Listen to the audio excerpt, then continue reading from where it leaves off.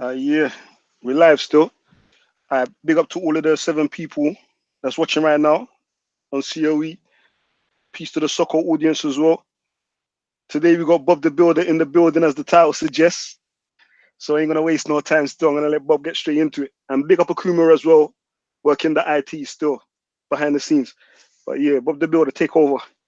Thank you very much, Leon. And greetings and blessings to everyone who is listening, whether they are listening on Content Over Everything, Support the Bentley Fund, or whether they are listening on social posts.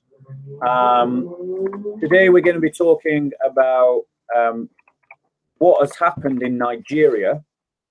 There was an anti-Christian pogrom in Nigeria, and we're going to be talking about that. We're going to be talking about the roots of that, and also exploring the silence of the liberal media that went into fits of apoplectic rage, and rightly so, about the massacre that happened in New Zealand, but was completely silent about the massacre of Christians in Nigeria. And I want to talk about why that is. But before I do, we should just start in prayer. And the book of Psalms is a book of prayers. So I'm just going to read a psalm or two. Behold, bless the Lord, all servants of the Lord, who serve by night in the house of the Lord. Lift up your hands to the sanctuary and bless the Lord. May the Lord bless you from Zion, he who made heaven and earth. Behold, how good and how pleasant it is for brothers to dwell together in unity.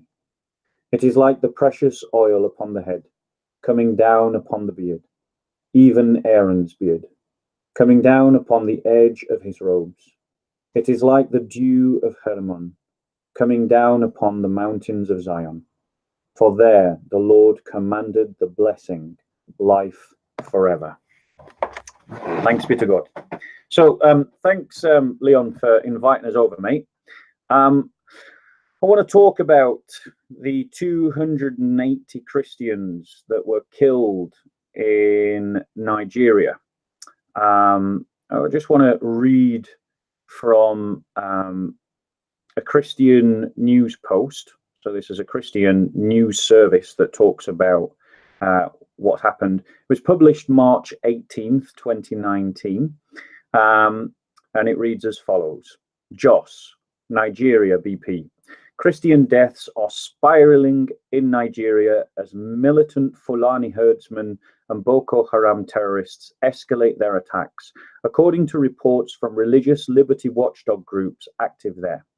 As many as 280 people were killed in Christian communities in several attacks spanning February through mid-March in Nigeria's Middle Belt, according to varying reports from Christian Solidarity Worldwide, Morning Star News, and International Christian Concern. Militants destroyed hundreds of homes and displaced residents. In the latest attack, Fulani militants killed 10 Christians overnight, March 16th, in Kaduna State. Morning Star News reported today, March 18th, the deaths follow the killing of 40 Christians in at least 2 attacks in Kaduna in February 10 to the 26th. Meanwhile, a regional Nigerian court ruled that the national government failed to protect victims when militant Fulani killed 500 people, most of them Christian civilians, in several Middle Belt attacks in Benue State in 2016. The Court of Justice of the Economic Community of West African States, ECOWAS, on February 26 sided with the Christian plaintiffs and ordered the government to investigate the 2016 killings, saying that the government shirked its obligation to protect the human rights of the Agatu community and prevent its violations.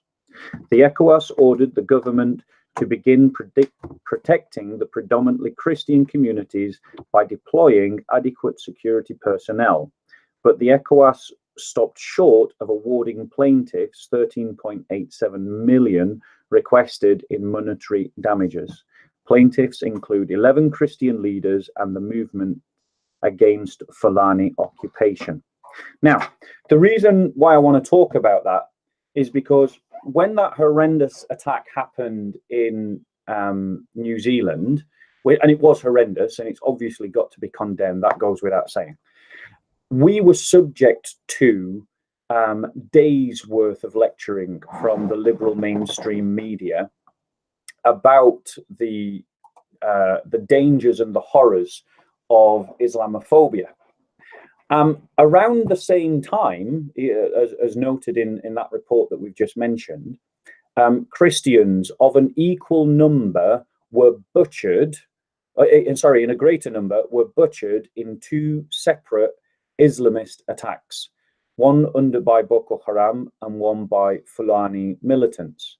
Now, the liberal media did not then give that the same amount of coverage as it gave to the deaths of the New Zealand nationals. And I want to ask the question why, and I invite the panelists who come on to give their opinion as to why. I put it to you, Leon, and I put it to your audience, and I put it to all the so-called people audience as well, that the persecution of Christians is not a big deal to the liberal media because it contradicts the narrative that they're trying to create. The death of those Christians wasn't ignored because the Christians that were killed were black, because the BBC and the liberal media talk about the horrors of racism all the time, though there is an argument to say that they were ignored because they were African, because we all know that a black European's life, according to the liberal media, is worth more than the black lives of Africans. It's not because they were poor, because the liberal media always talks about poverty. I put it to you and to the audience that the reason why the lives of those Christians in Nigeria was worth less than the lives of the Muslims that were killed in New Zealand is because they were Christian. And to start talking about Christophobia within the Muslim community contradicts a whole bunch of liberal narrative that we are supposed to believe hook, line, and sinker without any form of critical thinking.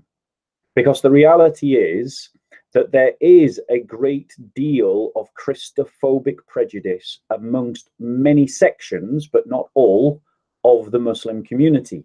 And that needs to be talked about just like we talk about anything else.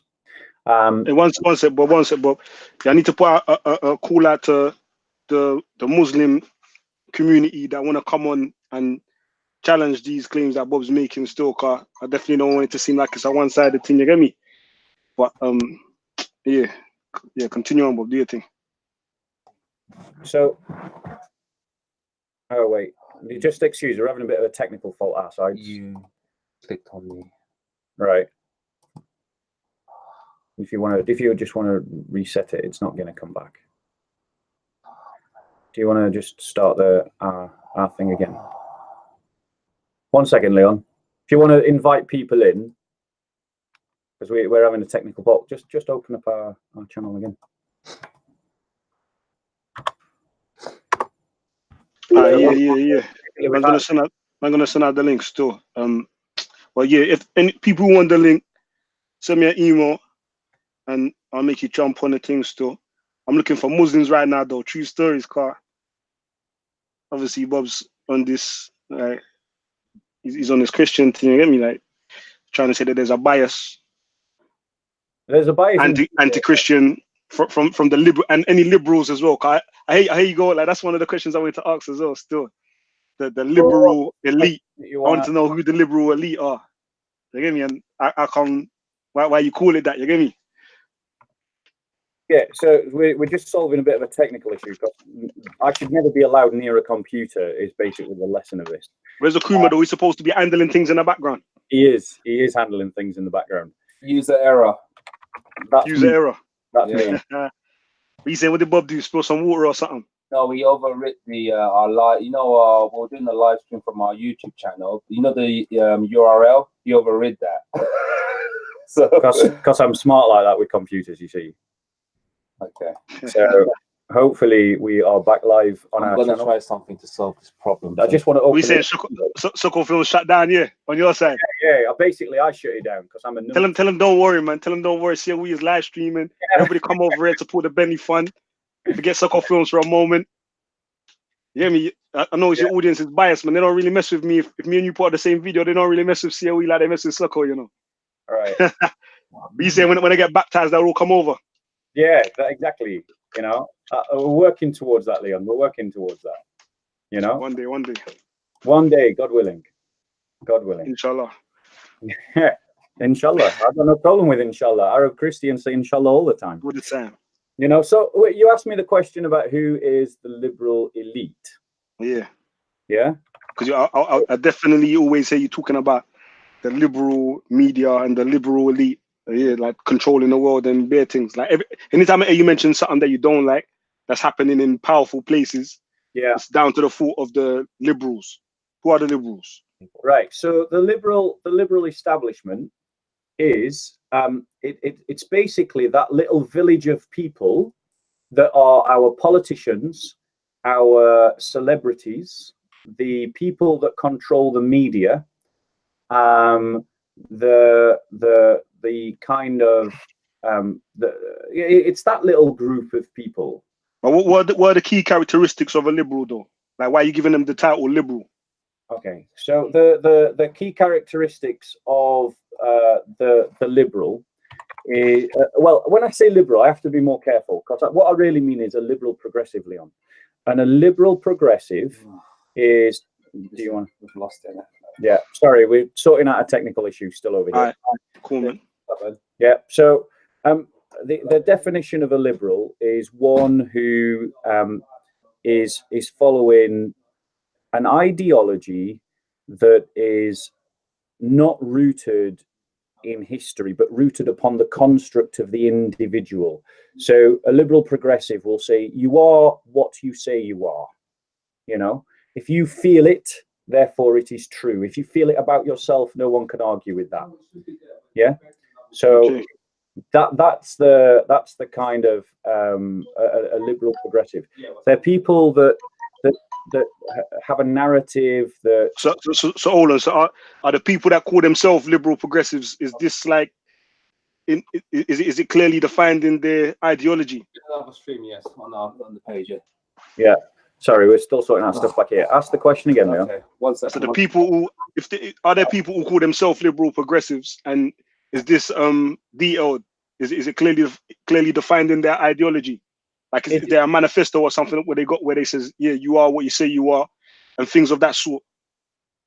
There isn't like a book that you can go to that says this is the book of liberal progressive thought. But the liberal progressives are the people that write our newspapers, they control our radio programs, our TV programs, they control all of those issues. So they are the ones that sort of create the background music to our lives. To what end? To what end? What's their purpose doing all of this? Well, what is it they're trying to achieve? Well, it makes them wealthy. They get to live nice, comfortable lives while the rest of us scratch a living off their scraps. So they're capitalists as well. They are. Many of them are champagne socialists. So they're the champagne socialists. Yeah, that sounds like capitalists pretending to be socialists. They're basically they're people that will they're the Russell Brands of this world. They'll buy fashionable clothes. And then talk about redistribution whilst owning private businesses that make a profit. There's no one there. I have to. Okay, 1 second. Yeah. So we got some technical. We got to sort this. Yeah. Do you want to crack on? I have to sit down. Yeah, you sit there because you can still talk. I'm still going to talk. Yeah. So we're sorting out our technical problems over here. So anyway, the liberal progressives are the ones that control the media. They control our politics, and their agenda, what they're trying to achieve from that is they're basically managing our society to their benefit. You know, they'll talk a lot about socialism, but it doesn't really mean anything to them. They are a regressive influence in our society because they'll want to talk about you being open-minded and tolerant and all of that rubbish, but then they find themselves to be the most bigoted kind of people. You still there, Leon? Yeah, I'm there. Yeah. So I'll give you an example of a liberal progressive. Yeah. Sure. A liberal progressive. Right. 1 second. I'm just going to type something for Christophobia. 1 second, Leon. Like I said, Leon, user error. Who's typing now? This ain't Bob typing. You can't type that fast. Yeah. I can't type and talk, mate. No. The space there. There we go.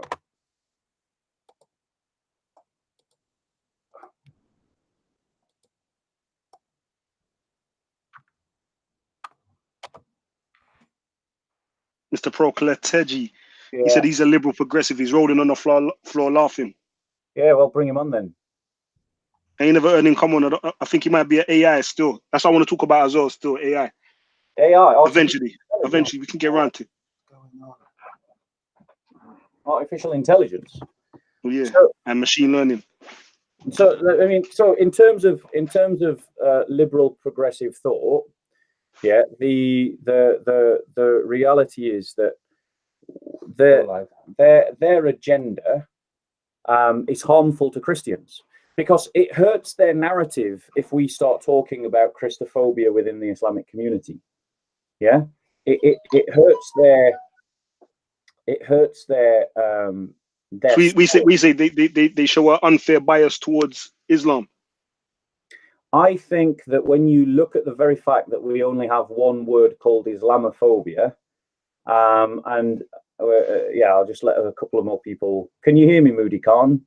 When we look at that's someone who's come onto our channel. Let us know that you can hear us, guys. Sorry about that. So much come up on screen. Yeah, I'm just trying to set up the yeah. Can you hear us, guys? Yes or no, please. Can you hear us? Yes. Good. Thank you. I just want to apologize to all the SoCo film viewers. The reason why Akuma helps me with IT is because I am a disaster next to a computer and I managed to kill the live stream. So you can blame me for that and you can thank Akuma for getting us back online. So big up, Akuma.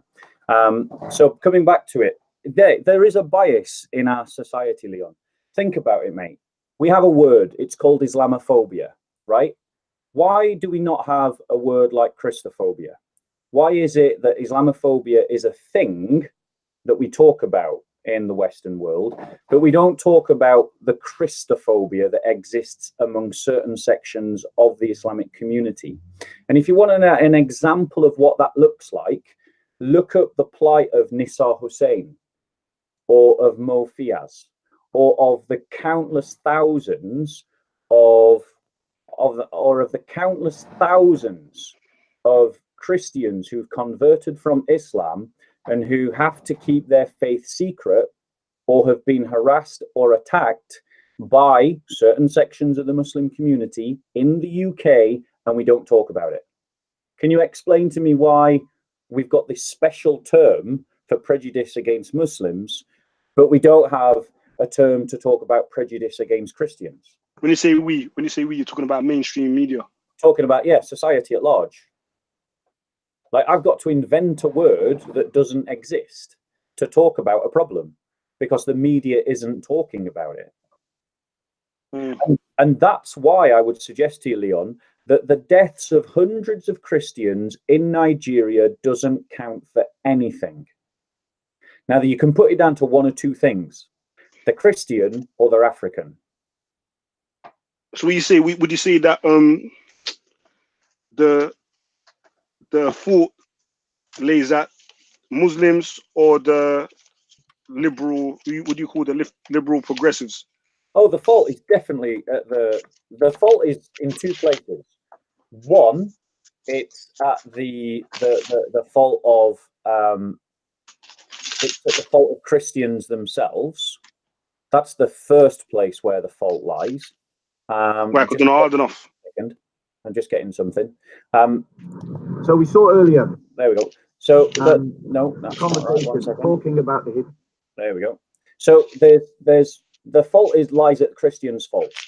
We Christians don't have a narrative of solidarity, a pan-Christian identity and pan-Christian solidarity.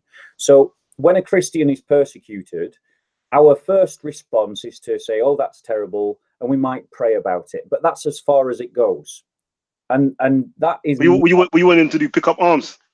No, I'm not saying that. I'm saying you're in this muscle Christianity. I know you're in this muscle Christianity. I'm saying that Christians need to become activists for the cause of the church, and that means that they become activists for one another. You know, so it's kind of like the Christians have to develop a more muscular attitude in terms of standing up for one another, standing up for their brothers and sisters, and forcing the world to take note. Just like you've got these movements that force the world to take note of what's happening in Palestine. Well, we should be doing the same to force the world to take note of what is happening in places like Nigeria, and places like Central African Republic, and places like Sudan, and places like Egypt, where Christians are being killed and no one is talking about it. You know, and I can name other places in the world as well. But the reality so would you say that is because they're Christians that it's not being talked about? Or, so, I don't know. Wouldn't you say that there's many atrocities that happen every day all over the world that don't get talked about? Or I don't know. What is your argument? Is it what's the specific that is not the same in any other case that could be? Yeah. The question. Let me. I'll address your next question just by finishing off the answer to the first. So the first fault lies with Christians. Christians are too soft. We are too divided. We don't have a pan-Christian narrative in terms of either an identity, nor do we have a pan-Christian narrative in terms of solidarity. We're not activists. We're quite happy to see our brothers and sisters be trampled on without doing anything about it. So the first fault of this problem is within the church. It's because we have ineffectual, poor leaders who don't stand up for the Christian community and see themselves more as statesmen within society at large than they do as shepherds of the sheep of Christ, or as genuine leaders of the Christian community. So the first fault is ours. The second fault is with the liberal progressives themselves, who live by a set of hypocritical values in which they seek to use terms like Islamophobia to shut people down politically. It's a political game to shut people down who are making genuine criticisms of Islam as an ideology, who are genuinely resisting an oppressive ideology that is Islam and its effects of Islamization. And they are silent. Their rhetoric doesn't follow through, because they'll talk about Islamophobia whilst ignoring Christophobia, like when I forgot his name now. What is his name? Nisar Hussain. When people tried to kill him because he left Islam and became a Christian, they tried to kill him in the UK, but we didn't have lectures going on for days and days and days. You say again. People tried to kill this brother because. Yeah. Go and look up his name, Nisar Hussain. Google it. Fact check me. Don't Muslims leave Islam and join Christianity all the time in England? They do, all the time. And it's the same treatment for them. I know some brothers and sisters in my own fellowship that have both left Islam. I am sat with a guy who was a Muslim for all of a month. You know, I spoke with Nisar Hussain, Mo Fiaz. They both left Islam. I'm speaking to another ex-Muslim, and we're talking about getting her testimony and uploading it onto Soko Films.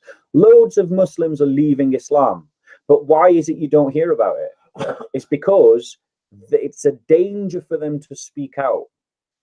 I think somebody wants to come in who's Muslim still. I'm gonna try to get that link out there, but yeah, continue talking. Go on. So my point to you is, Leon, the reason why that whole narrative is suppressed by the liberal progressives is it contradicts the narrative that they are trying to push upon society, which is that they're relativists, liberal progressives. So their narrative is that all religions can be equally as bad as one another. All religions are equally as culpable of injustice, and therefore all religions are ideologically the same, and they treat them all the same. So they don't want to call a spade because it contradicts the narrative that they're making. Yeah.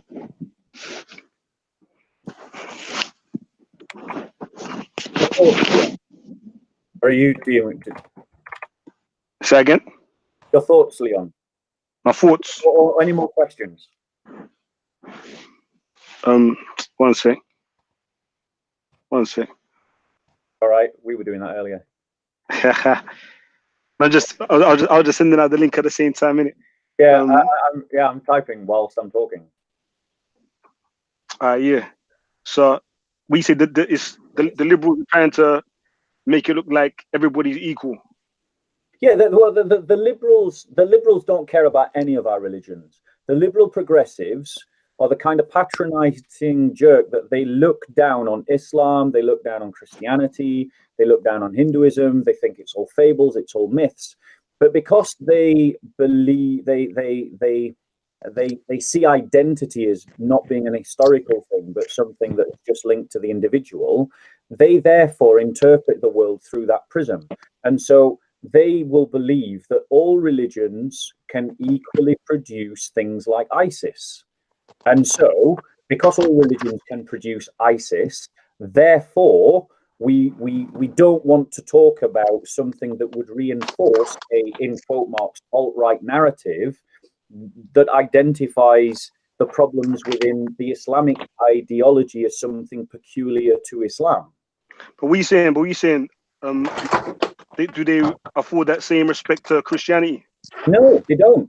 I'll give you some examples. So they're trying to do with everybody or try and make everything seem equal. Right, but because they're afraid, mate. They are afraid that if they call a spade, what they will do is they will help radical elements within the Muslim community to recruit. And so for that reason, one sec. YNW, I beg you put your mic on mute for a minute, fam. It's doing the most right now in the background. All right, sorry about that. Yeah, one sec. I'm gonna bring you in a minute. Still, give me 1 sec. You're gone, Bob. Right. So what I was saying was, I'll give you some examples. So do you all remember when the Jerry Springer opera got put on TV? Yeah, the Jerry Springer opera. Yeah. Go and look it up. Fact check me. The Jerry Springer opera was put on TV by the liberal establishment, the liberal media. And we had politicians coming forward and saying, oh, it's all about free speech. It's all about free expression. And we've got to defend free speech. And what is a liberal society if we don't allow religions to be mocked, etc., etc., etc. Right. And just today, the BBC reproduced a picture that mocked the Last Supper because some comedian has passed away. God rest his soul. So a comedian passed away, and some image that's connected to him in some way was reproduced, and that mocks the image of the Last Supper. So it's mocking the Christian faith, and that's today. Now, by contrast, remember the big, massive debate that the liberals had, and the sense of deep angst that they had when those cartoons were published by Charlie Hebdo and the Denmark magazine. And the BBC was saying, when they originally published in Denmark, the BBC was saying, we're not going to reproduce them because it might be offensive. So another example will be museums and art galleries across this country will allow art that mocks the Christian faith. There was one up in Scotland where I think they encourage people to come and graffiti on a Bible. Can you imagine any art gallery in the UK encouraging people to graffiti on the Quran? It's not going to happen. There was another one where they produced. What's the reasons why it's not going to happen? Because they're afraid. Of what? What's going to happen? They're afraid of upsetting the Muslim community. Now, So why are they not equally afraid of upsetting the Christian community? Is the Christian community not upset when these things happen? Christians are wimps, mate. Christians are wimps, and we have been raised on a spiritual kind of wimpy Christianity in the Western world. So what message would you see Christians take in order that these things don't happen? All I'm going to say is Christians need to become activists, right? I'll give you an example. Do you encourage similar behavior that you claim that they're fearful of from Muslims? Do you encourage Christians to keep up that same behavior? What behavior did I mention, Leon? I don't know whatever you're saying they're afraid of. That's what I'm saying. I don't think you specified. Exactly. I didn't. But the point is, the liberal media is afraid. Tell us why do you think they're afraid? I think the liberal media... Do you think they're really afraid, or they're just pretending to be afraid? I think they are afraid. I think that they are the true Islamophobes. You know, they are genuinely frightened that what happened when Salman Rushdie wrote the satanic verses will happen again. What happened? I don't know about that. So Salman Rushdie was a guy. He wrote a fictional novel called The Satanic Verses that's based upon the hadiths that talk about satanic verses being put into the Quran. And when that was published, there were riots in the UK.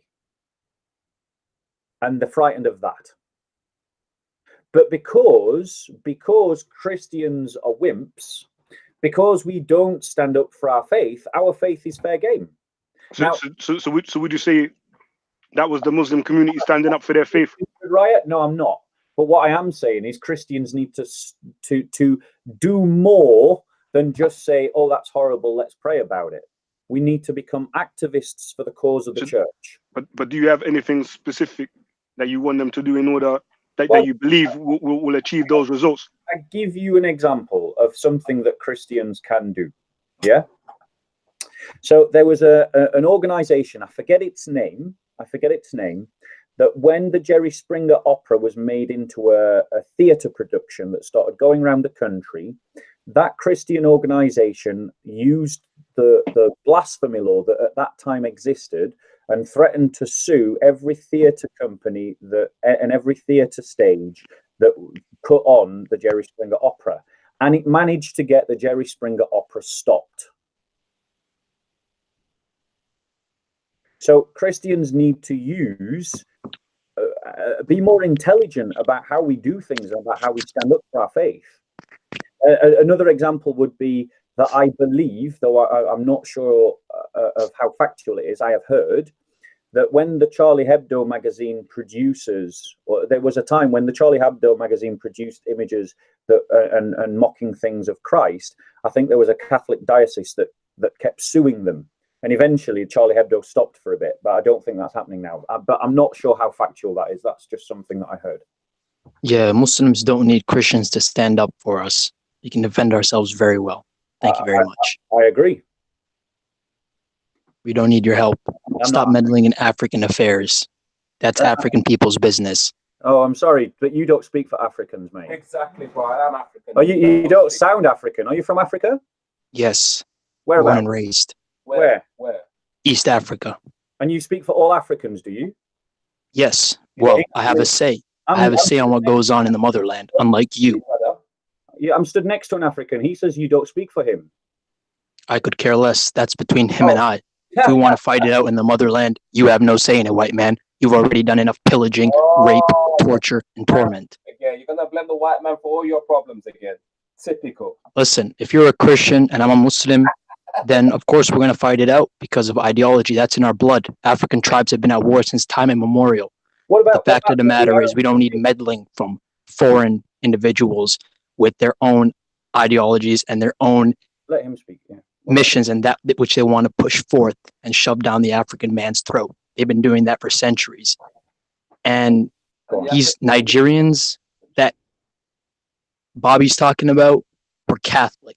So there's so much sectarianism and division within your own faith that you guys are at odds with each other and at each other's necks. I mean, it was just a few weeks ago, COE was filming a Nigerian Christian who claimed that the second coming of Jesus was going to come out of a Nigerian village. Now, I'm sure Bobby wouldn't agree with that individual, but he's a Nigerian Christian, and he's probably might have been, his followers might have been some of the chosen few whose time was up and were slaughtered there in Nigeria. So, they're pagans, but they go under that banner of Christianity. So what I'm trying to get at is, Bob, you should really stay out of this. This is none of your business.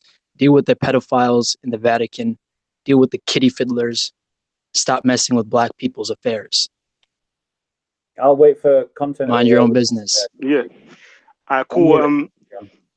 Let's try to keep it on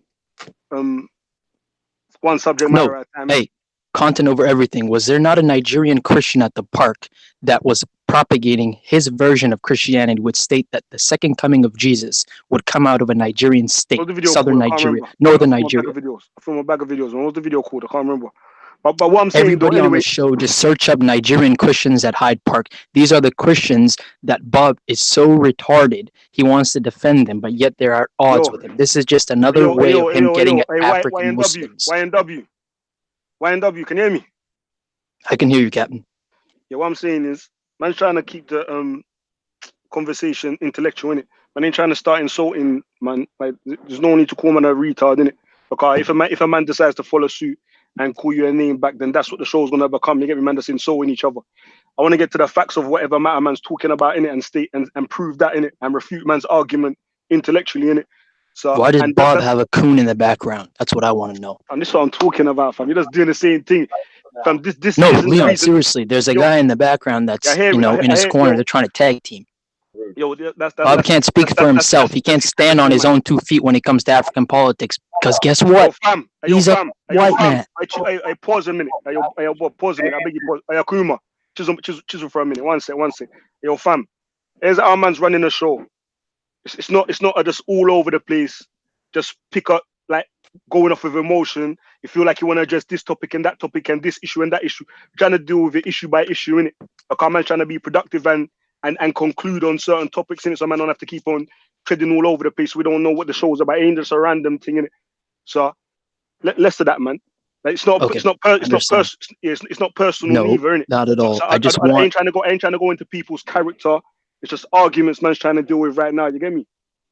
So and like if Akuma wants to do another show afterwards where you're talking about man personally and you want to do that and you agree to that, we can do that show, innit? But right now this show is about subject matter, and like you can raise a topic of discussion that you want to talk about and we can consider it. But at the present moment, it's this what was it? Bob started off the thing still. What was it, Bob? So Nigerian Christians. We're talking about Christophobia within sections of the Islamic community and why no one's talking about it. Listen, I wanted a Muslim to come on, because obviously man's talking about Islam as well, innit? Like in comparison to Islam, innit? So I want to hear Muslims' perspective in regards to the points Bob's making, innit? But in regards to the points what man's making, innit, or that he's been trying to make, innit? So all of the other side thing, like I said, when man done with this topic, man can go into that if everybody agrees. But at the moment, I beg man to stick to what it is right now. You get me? Okay. Yeah. Actually. No worries. Listen, Christophobia was a word you just made up. You brought that out of your back pocket. It doesn't exist. Muslims worldwide have actually not a fear, but a hatred towards Baalid. All that is falsehood, corruption. We hate that with a passion. And Christianity just so happens to fall under that bracket, along with paganism, socialism, capitalism, Hinduism. It's one of the many other isms, which is corruption. Now, there was a time and place for Christianity. I don't want to go into theology and Islamic doctrine to tell you. I'm sure you know that with Islam being an Abrahamic faith, we understand that there was a time and place for Christianity. At one point, Christianity was the way of life for mankind on all 4 corners of the planet. But that time has passed now, and Islam has come to, you already know the rest, Bob. You're an intellectual guy from what I've seen of your videos. You're pretty well read up on religions, worldwide Abrahamic faiths, and the various teachings of Islam. So I don't have to get into that. But Christophobia, Nah, you're not fooling anyone with that. Leon, am I allowed to reply? Yeah. YNW, mute. Yeah, as we're gonna do the thing still. 'Cause I feel like you're gonna interrupt when man starts talking. We're gonna. He didn't interrupt the whole time. He allowed you to say what you want to say. Because man's trying to do the thing productively. We want to hear each other's points and respond to them appropriately. You get me, sir? Yeah, Bob, exactly. you do your thing. You take a few minutes, express yourself, and if you feel like you want to say something back in return after that, and YNW, you do your thing after that, innit? But a big man try not to interrupt man still. Yeah, I agree with that. And obviously, this personal attacks should be just basically about intellectual, not calling each other coon or Uncle Tom. We're here to discuss issues and stuff, and we should forget the person out of this. Okay, so I just want to say it's pretty disgusting to be calling a Kuma a coon just because he sat with a white Christian. I don't know what that demonstrates more, your Christophobia or your racism. Your racism towards me or your Christophobia to Akuma. But anyway, YNW, you talked about the pillaging of the white man in Europe, but like most brainwashed black Muslims, you're totally unaware of how Arab Islam did that to Africans in history for 1400 years, I might add, from the time of your prophet who had black slaves to the present day where Muslims still own black slaves. But you've got nothing to say about that, obviously. But let me just give you some facts. So I'll quote from The Legacy of Arab Islam in Africa, page 156 and 162, talking about the slaves, the black African slaves of Arab Muslims. Listen, YNW, because you've been lied to in the masjid. The first generation and plantation slaves in Muslim lands was as harsh and cruel as any other such system, while successive generations of all slaves had to live under the weight and stigma of racial and social discrimination. That's written by a guy called Dr. Azuma, and the book is The Legacy of Arab Islam in Africa. He also states in areas like North Africa, the Middle East, and Turkey, black slaves did the meanest and hardest work. The reality is that you have been spun a lie. There is no doubt that white Europeans did heinous, horrible things in Africa. But what you're not told is that many of the people that were selling the black slaves onto us were Arab slave traders. We took over the roots of Arab slave traders. And the Arab slave trade continues to this day. The place where you can buy a black child as a slave is Khartoum and Chad. Now, I don't see any of these Pan-Africanists, because let's be clear, you don't speak for all black people, YNW, and you don't speak for all Africans. You're just claiming that you do. And you've been shut down by my brother Akuma, who has as much claim to Africa and as being black as you do. And just because he doesn't agree with you doesn't mean that he's a coon. Now, I would invite you to explain to me why, if Christophobia is just a word and it's not talking about a real social phenomena, why was Nisa Hussein, why did they try to kill him? Why did Muslims try to kill him? It's very interesting that the Christian brother next to you shares the same name as the author of that book. Very interesting. Now, the author of that book that you're quoting has no right to speak on the quote-unquote Arab slavery that took place in Africa because he wasn't a Muslim. He was a pagan. All right. Now, I don't want to go into conspiracy theories about what his ideology was or what his stance was or what was the reason behind what it was that he was trying to achieve by putting this light on Arabs and their plight into Africa. Now, the reason why I call him a coon is this. Let's just say the black man was in Africa enjoying life centuries before in his kingdoms and ruling and doing that which he pleased. And there were these two sets of individuals that came and spread their religion by the sword. Let's just say, even though we know that that's not factually correct, we know that one religion was spread in a way that was much more heinous, and that in one religion, Africans, like the individual that's beside you, standing with you, and that shares the same faith as you, his ancestors were forced to submit to Christianity. You know the word missionary?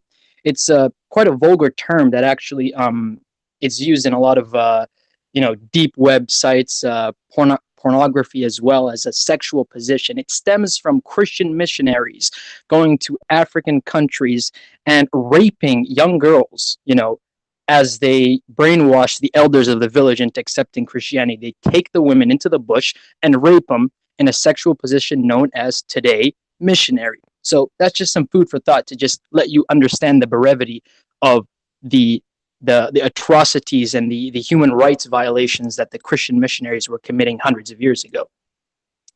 And then there's Islam, something that's been around a lot less as far as Africa, and who my people in East Africa have seen firsthand. Now, I'm not going to say that Islam was spread in the same way, because I know that that's factually incorrect. Islam came peacefully. The first Islamic convoy was sent to East Africa. It was a kingdom that was ruled by Najasi. He was an African Christian that was following true Christianity. He ruled the kingdom that is today encompassing modern-day Ethiopia and Somalia.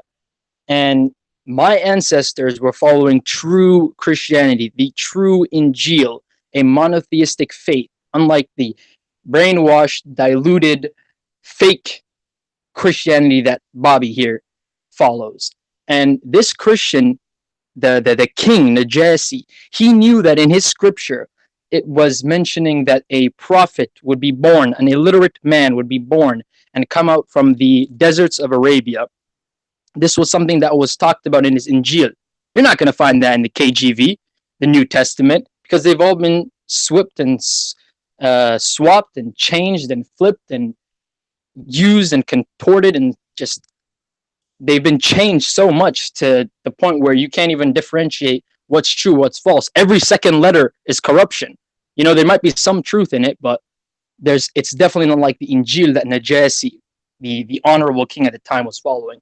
Now, some of his followers, some of the guards of his kingdom, when the convoy came, they wanted to kill the Arab men at first sight, because they were like, hold on, what are you talking about? Najasi is our king. We follow Christianity and this and that. But Najasi, as the king, he had a lot of time to study. He wasn't working out in the field, so he studied philosophy, he studied religion, and he ordered the people to follow true Christianity at the time in East Africa. And he knew that there was going to be the coming of Prophet Muhammad alayhi salatu wasalam. And so he told his people, let these people be. And so those Muslims then at the time, this is about 1400 years ago, historically, it's well known, well documented in the hadith and in the books of Sirah. And he let them intermarry with the Africans and interbreed. And that was the introduction of Islam in Africa. Okay, can I reply? Go ahead, try. Okay, so, why NW, pseudo-intellectualism, is basically to ignore history. Did everyone heard him say that Christianity was imposed on Africa heinously, violently? But what he seems to forget is he contradicted himself within his own sentence, because he referenced Ethiopian and Egyptian Coptic Christianity in his opening statement. And one second. Yes, that was true Christianity that was brought by the Israelites. Leon. YNW, just wait a minute. My bad. YNW gave way still, so it's Bob's time to come back now. So I beg man, when the other person's speaking, I beg man mute their mic until my man gives way again, or if he asks you to answer a question or something, if you want to come in. Other than that, I beg you don't interrupt, man, because I never interrupted you still. Thank you, Leon. So the fact of the matter is, he contradicted himself, because Christianity spread in Africa in the first 3 centuries before Constantine passed the Edict of Milan in 315 or 325. And it spread peacefully because Christians did not have any means to violence. We were a tiny minority being persecuted by the Roman Empire, and the Roman Empire controlled the whole of North Africa. And it was Saint Mark who went to Egypt and founded the church in Egypt, that then sent missionaries down into Namibia Namibia, and down into Ethiopia. And that was all peaceful. And those churches, and the church in Carthage became a leading church within the Christian ecumeniton. And the church of Alexandria became a leading church in the Christian ecumenicon. And the reality is that his narrative of history is ignorant of history, as are all of these kind of Pan-African, black nationalist Muslim reverts. They don't know anything about Africa. They don't know anything about the history of Christianity in Africa. And I would invite YNW, rather than listening to some Muslim lecturer tell lies about the Christian faith, which is an example of Christophobia that you're displaying right now, to go and speak to Ethiopian Christians, go and speak to Coptic Christians, go and look into the history of the church in North Africa. It was established peacefully. Christianity was there peacefully. You're talking about colonialism that started in the 1700s and 1800s. Now, that episode in Christian history was most definitely a mixed bag, with both violence and peaceful conversions. And I'm not here to defend any of that. But what you're ignorant of is that Islam came into Africa via conquest. Those territories belonged to the Roman Imperium, and they were invaded by Muslims, who then went on to persecute the Christians in those lands and are still persecuting Christians in those lands. Now, you didn't answer my first question, YNW. I asked you the question, which was, if Christophobia is just a word that I'm making up, I pulled out my back pocket, and it's not talking about anything real, why did people try to kill Nissa Hussein? But now let me ask you another question. And this is the question. What was the original language of Egypt, and what is it now?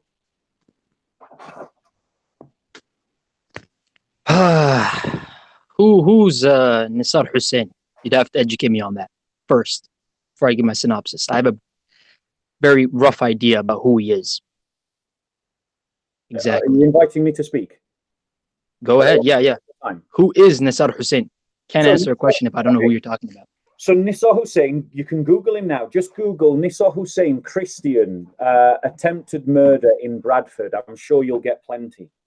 So he was a Muslim, part of a Muslim family, and he's a number of many Muslims who are becoming Christians in the UK, just like they could becoming Christians in Saudi Arabia and becoming Christians in Egypt and becoming Christians in America.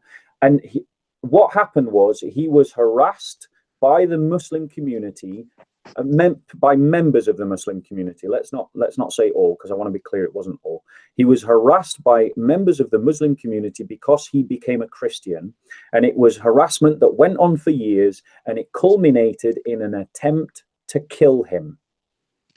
Now, why? So this man is a ex-Muslim living in Bradford with his family, and he's raised them upon Christianity.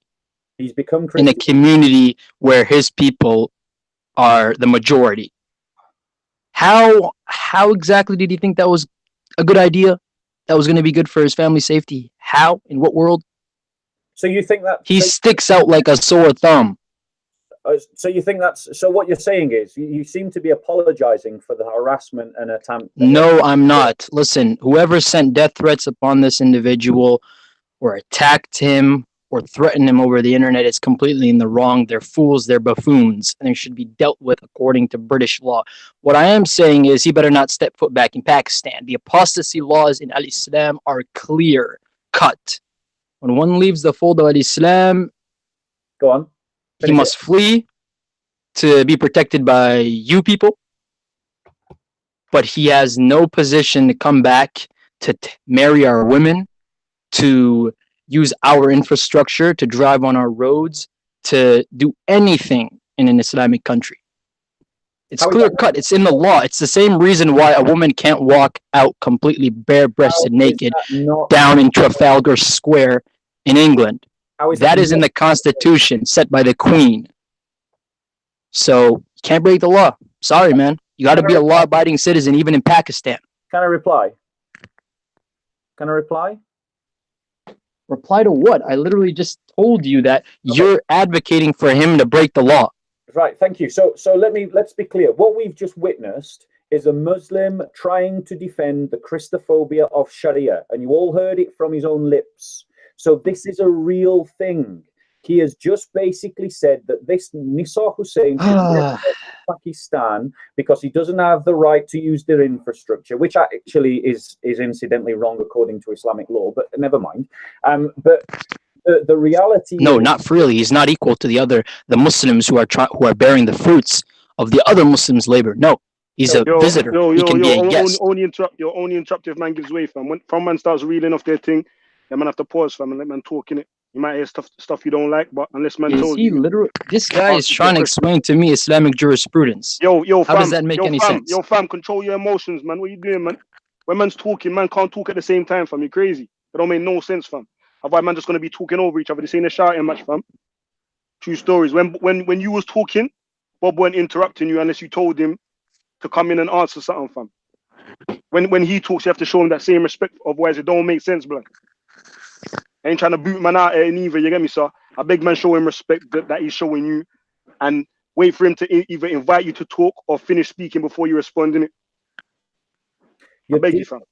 Sorry. Is it who's talking, Leon? Me or YNW? No, it's you. But you was talking, but he interrupted you in it without you asking him to. Okay. So, yeah. YNW, your dean has failed you. Your dean has failed you. You're neither respectful to me nor your host. I have a better way of life for you, my friend. It's called do unto others as you would have them do unto you. But we talked about the Christophobia of what happened to Nisa Hussein, and what you essentially said was the apostasy laws. So that means any Christian who leaves Islam, you were very clear, yeah, that they had to flee. Now, how is it that we have this ideology in our society that teaches this kind of abuse of Christians, and yet no one is speaking about it, no one is challenging it, no one is saying it is Christophobia, no one is rising up against it? And when you do rise up against it, when you do stand against it with your hand, with your words, or with your mind, they say you're an Islamophobe. But yet, let's just flip it for a second. YNW, I'm going to ask you a question. I'm going to invite you to answer. If we passed a law in this country that said that anyone who became a Muslim should be killed or forced to flee, which is kind of whereabouts you were at, would you describe such a law as Islamophobic? I'm inviting you. Listen, Bobby. That's exactly what the pagan Arabs did to Muhammad alayhi salatu wasalam and the first generation of Muslims in Mecca. They were forced to flee to Medina, and that was the genesis of a religion that now spans the globe and has conquered the minds of 1.5 billion people on planet Earth. Now, I clearly stated that doing what the threats, the online threats, the attacks domestically in a kafir state such as Britain was wrong. It was a knucklehead move on the parts of any Muslim living in the Bradford community, any Pakistani out there. That was retarded, and it's completely un-Islamic.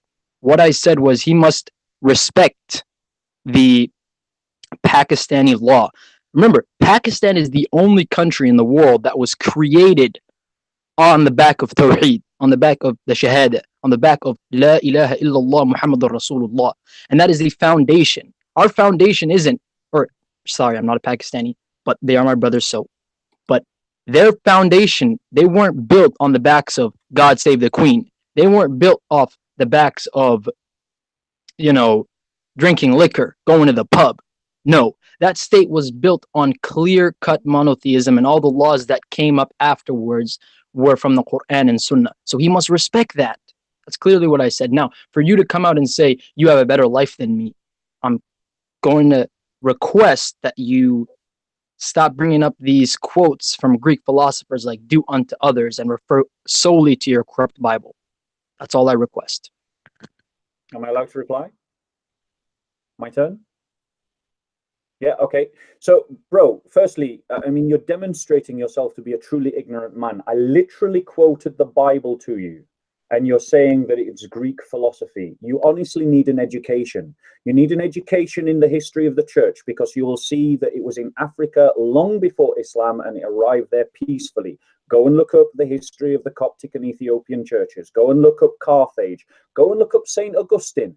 Go and look up any of the church fathers from Africa, of which there are plentiful. And I am very proud of the church's connection to Africa. Africans played a formative role in the development of the church. And so, as a Christian, I have as much claim to those great churches that were carved and hewn out of stone in Lalibela in Ethiopia, as every Ethiopian Christian has claim to the Hagia Sophia in Constantinople or to St. Paul's Cathedral in London, because the Christian church is one and we need to start behaving as one. But you also need a lesson in the Christian scriptures, because when I quote it to you, you mistake it for Greek philosophy, my friend. I quoted to you Jesus speaking, and he's quoting the Old Testament. So that's New and Old Testament in one quote. Now, mate, honestly, like you got to at some point pick up a book. But let's talk about slaves, because you're saying you said earlier you mentioned about Muslims who are selling black slaves in Africa or bad Muslims, but you would say Muhammad is the best Muslim, wouldn't you? Would you not? Keep going. Is Muhammad the best Muslim? Is Jesus the best Christian or Judah? Okay, so in answer to your question, yes, Christ is the very example of what we Sure. do. Yeah. So let's just have a look. Sure, Bobby. Let me just bring up, I want to bring up examples of Muhammad owning black slaves. Did you know Muhammad owned a black slave? Well, he owned black slaves. Muhammad alayhi salatu wasalam might have had, prior to al-Islam, indentured servants. Right, so he had black slaves. Yeah. Why was Judah such a close individual to Jesus? That's what I want to know. How do you let that snake get into his circle? Maybe we should address that. Right. Listen to what Muhammad said. Yeah. It was quote the hadith and the narrator. Right. So this is Sunan Ibn Majah 2861. It was narrated from Hussein that she heard the messenger. Dig in your own grave here, Bobby. The messenger of Allah say, "Yo, fam, hey, Bob, pause the thing. Yo, fam, you ain't got no self-discipline to come to realize, fam. Cause you're moving like a youth right now, rude boy. Every time I have to keep on telling you to respect the order and how the order goes. And every time you keep on interrupting man when man's talking, fam. You ain't done it to you one set, but ain't needed to talk to Bob like this one set, fam. It's like if I don't say nothing, you're just gonna keep on violating the thing. I beg you respect the order of the show, fam. I don't come to your show and try and run it how you want it to run, Okay. CO, we had a respect for you, man. I beg you, fam. I beg you, fam, because true stories, fam. I ain't trying to tell you how you to do your thing. I've already explained a bag of times how the show runs, you get me? So I need man to respect that, fam. If man's gonna stay on there, you get me? I beg you, fam, please. Yeah, Bob, do your thing. Okay. I'm gonna invite I'm gonna invite 2 more people on the show as well, another Muslim and another Christian still. So eventually you're gonna see them come in there still to add some more variety to the thing. But okay. Yeah, in the meantime, continue on as it is. So YNW, your deen has failed you. Do unto others as you would have them do unto you. You're disrespecting your host. You're disrespecting me. You're disrespecting. Bob, please. I beg you, like I dealt with it. Right. That's just gonna feel like you're just trying to rub it in. You get me? Yeah. All right. I'll go back to this. So this is what Muhammad said. Even if the one appointed over you is a mutilated Ethiopian slave whose nose and ears have been cut off, listen to him and obey, so long as he leads you according to the book of Allah. So Muhammad is using hyperbole here. Christ used hyperbole all the time, but his use of hyperbole is interesting because he's saying that even if a mutilated Ethiopian, so in other words, he's using hyperbole, which I'm sure you know what that means, YNW. He's using hyperbole, i.e. an extreme example, but he chooses a black African. He chooses a black African slave as an example of the worst kind of person to follow, and he uses that as his example. You know, Muhammad describes Satan as looking like the devil.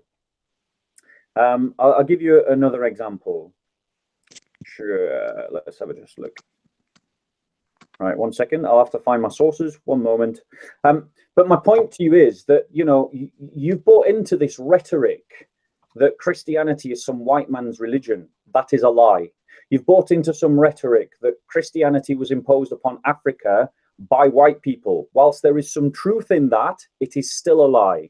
And you've bought into some rhetoric that, you know, Muhammad and Islam is good for the black community. That is a lie. Arabs have enslaved black Africans for 1400 years. And the derogatory way in which Muhammad spoke about black people, you would describe as racism. But we're getting slightly off the topic, and that's partly my fault, not just you. That's also my fault. But coming back to Christophobia, if we passed a law, yeah, because you didn't answer my first question about Nisa Hussein, you didn't answer my second question about Egypt, and you haven't answered my third question, but I'm going to repeat the third question. If we passed a law that said that it would be illegal for people to convert to Islam, and if they did so, they could be executed, and if they did so, they would be forced to flee the country, would you, YNW, describe that as Islamophobia? Not necessarily. I would describe that as self-determinism and them wanting to spread their own ideology. It wouldn't benefit them at all, though, considering it's a capitalistic society that needs or benefits off the most customers. I mean, they don't refuse gay people to go to their bars, or they don't do the same for Sikh people drinking their liquor. They don't discriminate, because at the end of the day, they're worried about their pocketbook. Now, I want to go back to the point where you said that I want everybody to, when this show is over, or even just now, go back a few minutes. Bob literally said that Muhammad describes Satan as the devil. Full point. Let that sink in. I mean, you can't write this stuff up. Now, the hadith you quoted, Ibn Majah, isn't agreed upon, Bob, by all the, is not a reputable source by all the classical scholars of Islam and those of the Salaf. Ibn Majah came centuries after Muhammad alayhi salatu wasalam. So every single one of his hadiths should be taken with a grain of salt, and they are all unequivocally up for debate, unlike Bukhari and Sahih Muslim. So your hadith is null and void. You can try all you want. Tons of people since the beginning of Islam try to come out and say that or use hadith to try and bring down Islam. It's never going to happen. I'm sorry to crush your dreams. You can keep trying, though. I mean, you do put up a better fight than about 80% of people that I come across on the interweb. Now, who are you, Bob, the builder, to tell me, an African, that Islam is bad for me or my people? Get off your high horse. I don't tell you British people what to do. We simply go to your country and give da'wah, and the likes of Jordan M. join our fold because they realize that Islam is the haqq. Islam is the truth. Islam is the way forward. And they follow us. We don't shove anything down their throat. Hell, they have more power. If they wanted, they could stomp us out right then and there because it is their country. But they realize and they have seen the light. That's why they're leaving your churches by droves. That's why the number of individuals in churches are diminishing in your country. Now, I don't want to get off topic. Your main question, your original question was if Britain did that. You know, if, ands, or buts aren't going to take us anywhere. At the end of the day, they don't. That is not in their constitution, and it hasn't been so for the past 200 years. So I don't really know where you're getting at. I mean, you're wasting everyone's time asking such stupid questions. That's like me asking you, what would happen if Pakistan opened a bar? Would you come over? Would you come party? Stupid. It's never going to happen. So let's deal with more pressing issues, like why you, a British man, a white European, is telling African people that Islam is not good for them. It's pathetic, man. Am I allowed to reply? Sad. Go ahead. You all done? Yeah, am I allowed to reply? I'm asking. I don't want to take. You haven't asked any logical question. Well, any question that would benefit any of the listeners. Okay, when you're ready, let me know. I mean, go ahead. Say what you got to say. Okay, so the quote that I'm referring to comes from Ishak 243. I heard the apostle say, "Whoever wants to see Satan should look at." Say that again. Nabtal. He was a black man with long flowing. No. Who is quoting this? Where is this hadith? From what book? Who is the narrator? And dark, ruddy cheeks. Allah sent Bob. Concerning him. Get him to stop this, man. This is interrupting. No, can you hear me? You literally are just talking. I asked you, where is the source? From what kitab? Who is the narrator? You said Ishaq? What did you say? Ishaq 243. Ishaq? Yeah. You've got to be kidding me. That is from the science of hadith? No, I didn't say it was a hadith. Then what is it? Some guy you met in the street, an ex-Muslim called Ishaq? I'm sure that there are many. Well, we can find out what Ishaq is. I just want to see if I can get. You must have gotten that from a Crimes of Islam or some ex. Bob, do you want to finish reading what you was reading? Yeah. So, NW, chill for a minute. My man's just gonna read his thing. Ask your questions after. I'll let him interrupt still because he asked you immediately who you was sourcing, like because you said who you were sourcing, but I don't know if you heard it correctly. So he asked you to repeat that in it. So you weren't really trying to cut you off still. We're just trying to get clarity. So I didn't interrupt straight away. I'm just trying to get clarity on the exact reference. So whilst I'm talking, I'm also reading and pulling up. So Ishaq 243 is what I've got here. So, but what I'm pointing out is that Muhammad, who is described as a white man, by white we always speaking in relative terms because he was an Arab, which meant he was just paler than the other people. Is someone who is recorded as having a derogatory tone, let's say, to his black slaves. He owned black slaves. Muslims had 1400 years of slavery in the in Africa. YNW, you do not speak for all black people. You don't speak for all Africans. And I'm sorry if that breaks some kind of self-image that you have, but it's just not true. There are plenty of. Oh, but you do, right? Yo. Hey, YN. I beg you, stop interrupting, fam. I can't keep on telling you the same thing, you know, car. I must be insane, fam, to keep on doing the same thing and expecting a different result, fam. I'm gonna have to change something, fam. The next step is I'm just gonna boot him off the show, innit? But Bob, I beg you, don't make it personal about him, whether or not he speaks for all Africans or not. They ain't got nothing to do with the information that you're reading up. I'll just carry on. So I'm gonna get clarity on the reference, but in Al-Tirmidhi, Hadith 38, narrated by Abu Darda, Allah's Messenger, peace be upon him, said, Allah created Adam when he had to create him, and he struck his right shoulder, and there emitted from it white offspring, as if they were white ants. He struck his left shoulder, and there emitted from it the black offspring, as if they were charcoal. He then said to those who had been emitted from the right shoulder, "For paradise, I do not mind." Then he said to those who had been emitted from his left shoulder, i.e. those that were described as charcoal, "They are for hell, and I do not mind." Okay, so Muhammad had some very dodgy attitudes towards black folk. Let's be clear about that. In terms of Islamic practice, when the Europeans came to their senses and ended the colonial slave trade, the Arab slave trade increased. And it has gone on for 1400 years. And people, Pan-Africans and black identitarians, particularly those that mix that with Islam, end up becoming apologists for that crime rather than fighting it. And the reason why they end up becoming apologists for the crime of the Islamic slave trade is because you can't exactly argue against Sharia law if you're a Muslim. And that is why Islam is bad for Africans. Your turn.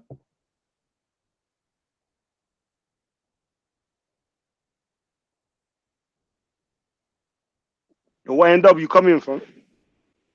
Take your mic off me.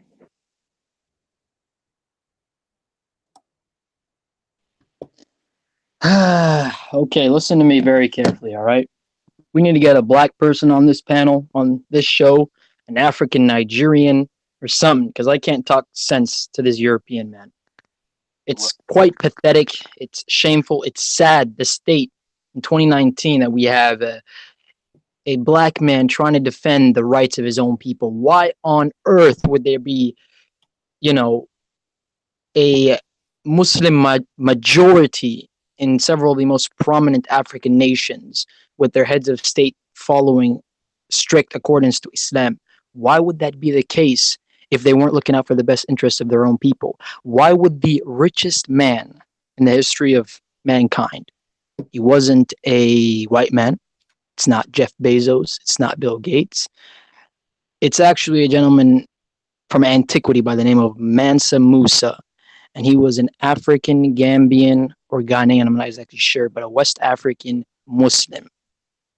Now, Bob, the question I'm asking you is, what Arab man could shove his religion down his throat?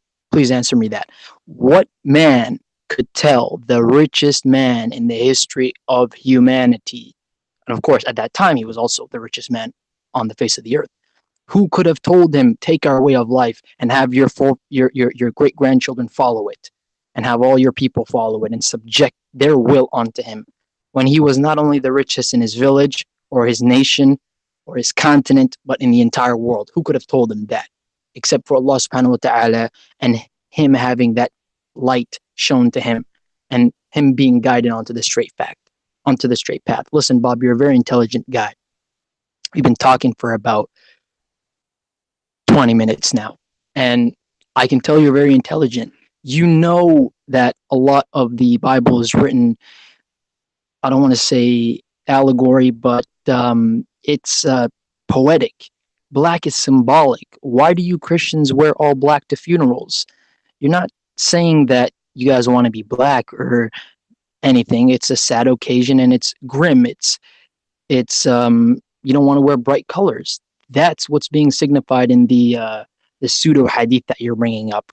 White in a lot of the Abrahamic faiths signifies purity, birth, new life, favor, while black describes intuitively, and this is you could show this to a baby born in a remote island and show her a bright color and a dark color, and which one would inspire and spark creativity, exuberance, vibrance, life, and which one would bring emotions that are, or feelings of somber, longing, or just evil. It'd be black. These are symbolic things. They don't signify the race of people.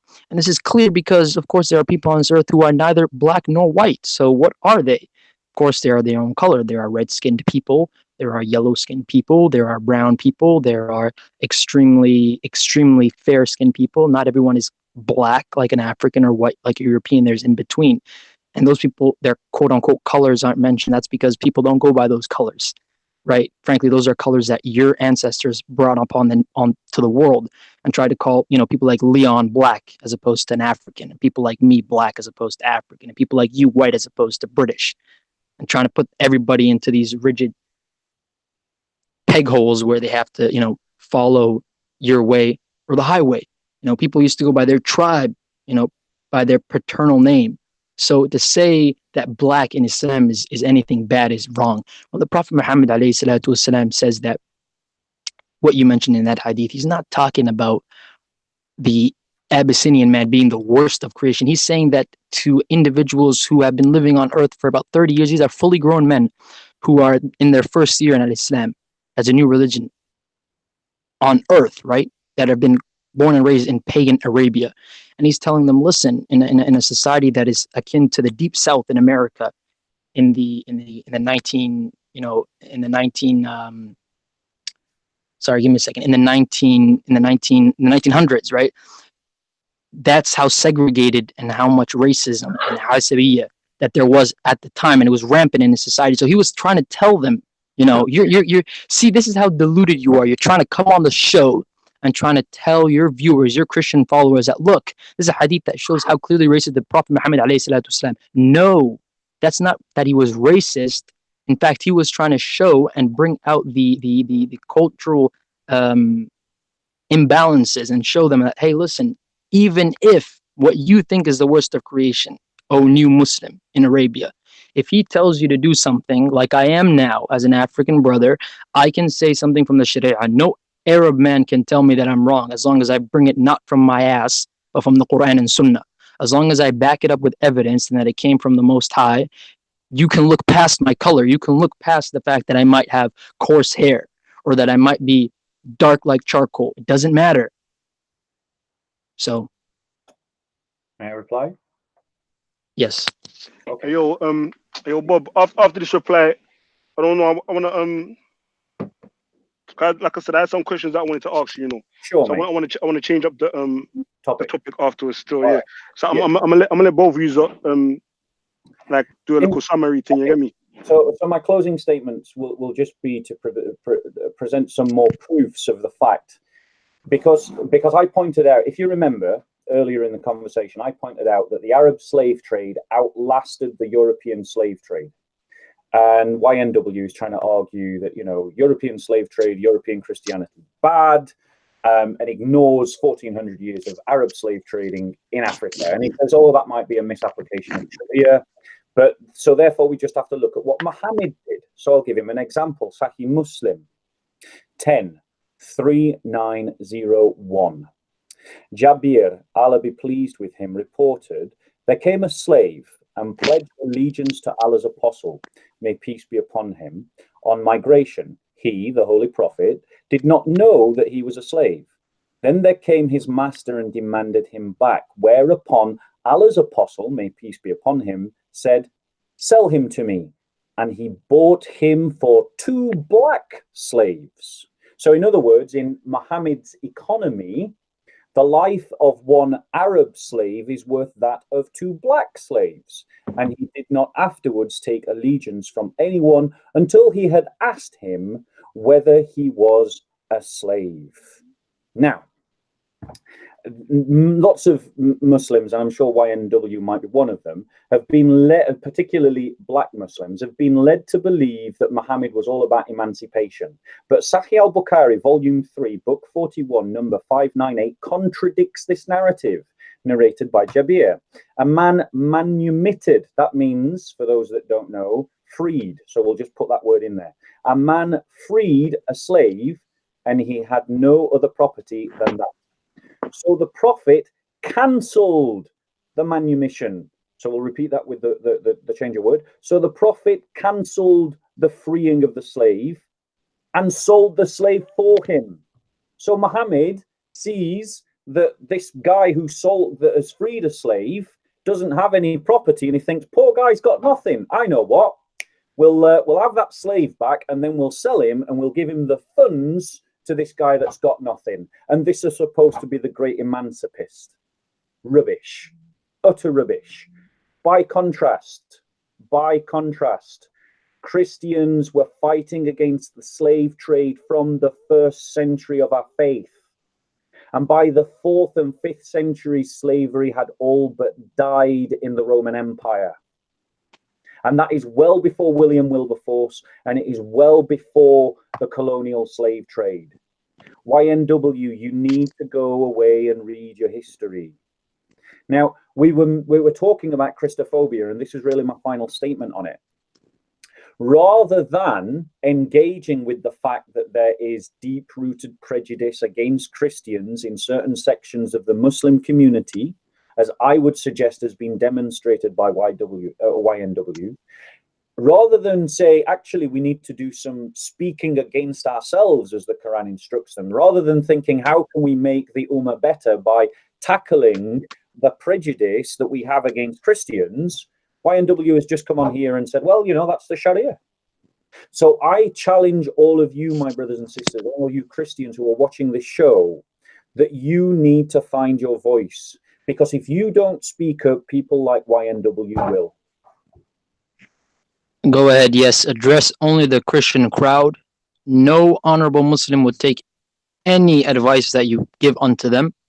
You chat about 95% rubbish.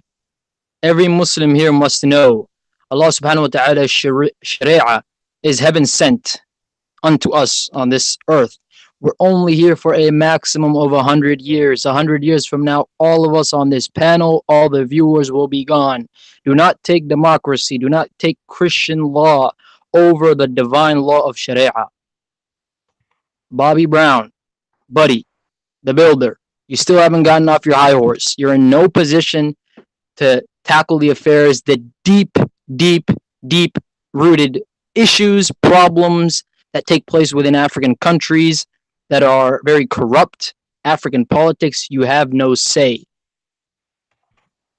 You can't put any input. Your voice is you guys have done enough harm. Your ancestors, I've already explained to you where the word missionary comes from. And there's tons of other words that are laced in the English lexicon today that have very vile roots from the Crusaders. Christianity has, of course, been around for so much longer than Islam that it's only for sure that Islam, has committed less crimes. Now, I'm not saying that racism does not exist. Asabiyya does not exist. I'm saying that there are corrupt individuals who do not practice Sharia law or Islamic jurisprudence or even follow the Quran and Sunnah. These are fools in Libya that do not even pray Salah 5 times a day, do not face the Qibla and worship their Creator 5 times a day. Bloody hell, and now they're committing racism. Worse than that, they are raping, they are murdering. They do so much crimes. They smoke shisha, they smoke cigarettes. Of course, you wouldn't expect them to do a lesser crime such as racism. It's of course they're going to twist the words of Allah subhanahu wa ta'ala for their own means and try and make it seem. But anybody, and a lot of Christian scholars who are way more learned than Bob the Builder here, who have read the Quran, know for a fact and have studied the Hadith and the science of Hadith, know that Asabiyya was, the Quran and Sunnah and the Nabi alayhi salatu wasalam was brought onto this earth to destroy tribalism. There is nothing that can back what the racism, the very few instances that Bobby's talking about here, as far as what goes on in Libya, this is a fraction of a fraction of a fraction of the population. I've spoken about it before. One of the greatest Pan-Africanists in the history, a militant Pan-Africanist who wasn't about talking. See, right now we're sitting around here, we're talking about a militant Pan-Africanist who was after the unity of black people. And you can tell this to the black guy, the quote unquote black guy, Christian guy that's with you right there. You can tell it to him. One of the greatest African men who fought militantly, with weapons and went to war with America to unite the black man and the continent of Africa, was a Libyan by the name of Muammar Gaddafi. So when people understand this and look deeper and actually question what it is that Bob is saying and stop looking at the surface and looking at these few Libyan people that are treating, people from the south a bit harshly and twisting the words of Allah subhanahu wa ta'ala to suit their sick, twisted, and demented ways and their fetishes and their desire for power, then the Muslim will be free. Wabillahi tawfiq. Alaykum salam. I'm done. You guys can continue your dialogue. Leon? Yeah. I say, one sec, let me put you on mute still. Bob the Builder, YNW, ain't gonna front for the last little 5 minutes there. What you man was rapping, I missed all of that still because I was on the phone to somebody more important. I'm glad we got your attention, Leon. Can I? Well, go on. No, but what I'm saying, obviously, I said I wanted to change the thing in it, and I got and I see Ralph's in the comments as well. I wanted to ask about when he comes on, if he can. I want to ask you about your stance on ethno nationalism. Yeah, I've seen you burning fire on that already still, and I think Ralph's in favor of that or something. I don't know. I don't want to misrepresent him still, but I've heard him. He seems like he's talking like you don't see no problem with it. As from my perspective, I might be wrong still. So I wanted to use it to have a conversation on that and how that fits in with Christianity. But differently, I wanted to know. Leon, that's a good question. Has Ralph come on your show yet? He's been on before still. He's been on about 5 different times still. Okay. Yeah, but differently, I wanted to know. The question I wanted to put out there is what do you see as Christianity's relevance in these modern times, in this day and age, especially with as I was saying earlier, the artificial intelligence replacing enough jobs, the future for humanity, man. Where you feel Christianity fits in there, like practically, not just theory, like so we can live our life and then go to the afterlife as a Christian, go to heaven and all them things there. What do you think is the practical benefits of Christianity in this day and age? Okay, so it's a good question, but there was a lot there, Leon. So I'll try to address as many points as I can. Firstly, my stance on ethno-nationalism. Ethno-nationalism contradicts the apostolic teaching, and therefore, when you are born again as a Christian, you throw off your old identity and you take on a new identity. And that new identity is not rested in an ethnicity, and it is not rested in a nationality. And therefore, it cannot be rested in an ethno-nationalistic identity. When you become a Christian, you enter into the body of Christ. You become a new creation. You are born again. So you adopt a new history. Whatever the nation you come from, that history is not now yours. Your history is the history of the church. You adopt a new value system, the value system of the Christian faith. You adopt new doctrines. You adopt new values, perceptions. You adopt a new culture, a new way of being human. And that comes on to the question about relevance. Because the fact of the matter is that the experience, that being human is something that is well, it's just something we do, you know, from the moment you're born. And the Christian faith is a way of being human. It's a way of ordering your values and your priorities in such a way that that influences your decision. So Christianity, and I'll use Islam as the contrast because I know there are many Muslims that are probably watching. Christianity is a foundational faith. It gives us the foundations upon which to build, and then we build upon it, but it doesn't give us the form. In Sharia, you have the form, you know, you have a way of performing salat, whereas in Christianity, we don't have a prescribed way of performing worship. Worship is to do with our entire lives. So being a Christian is about a way of being human. So it's about ordering your priorities correctly.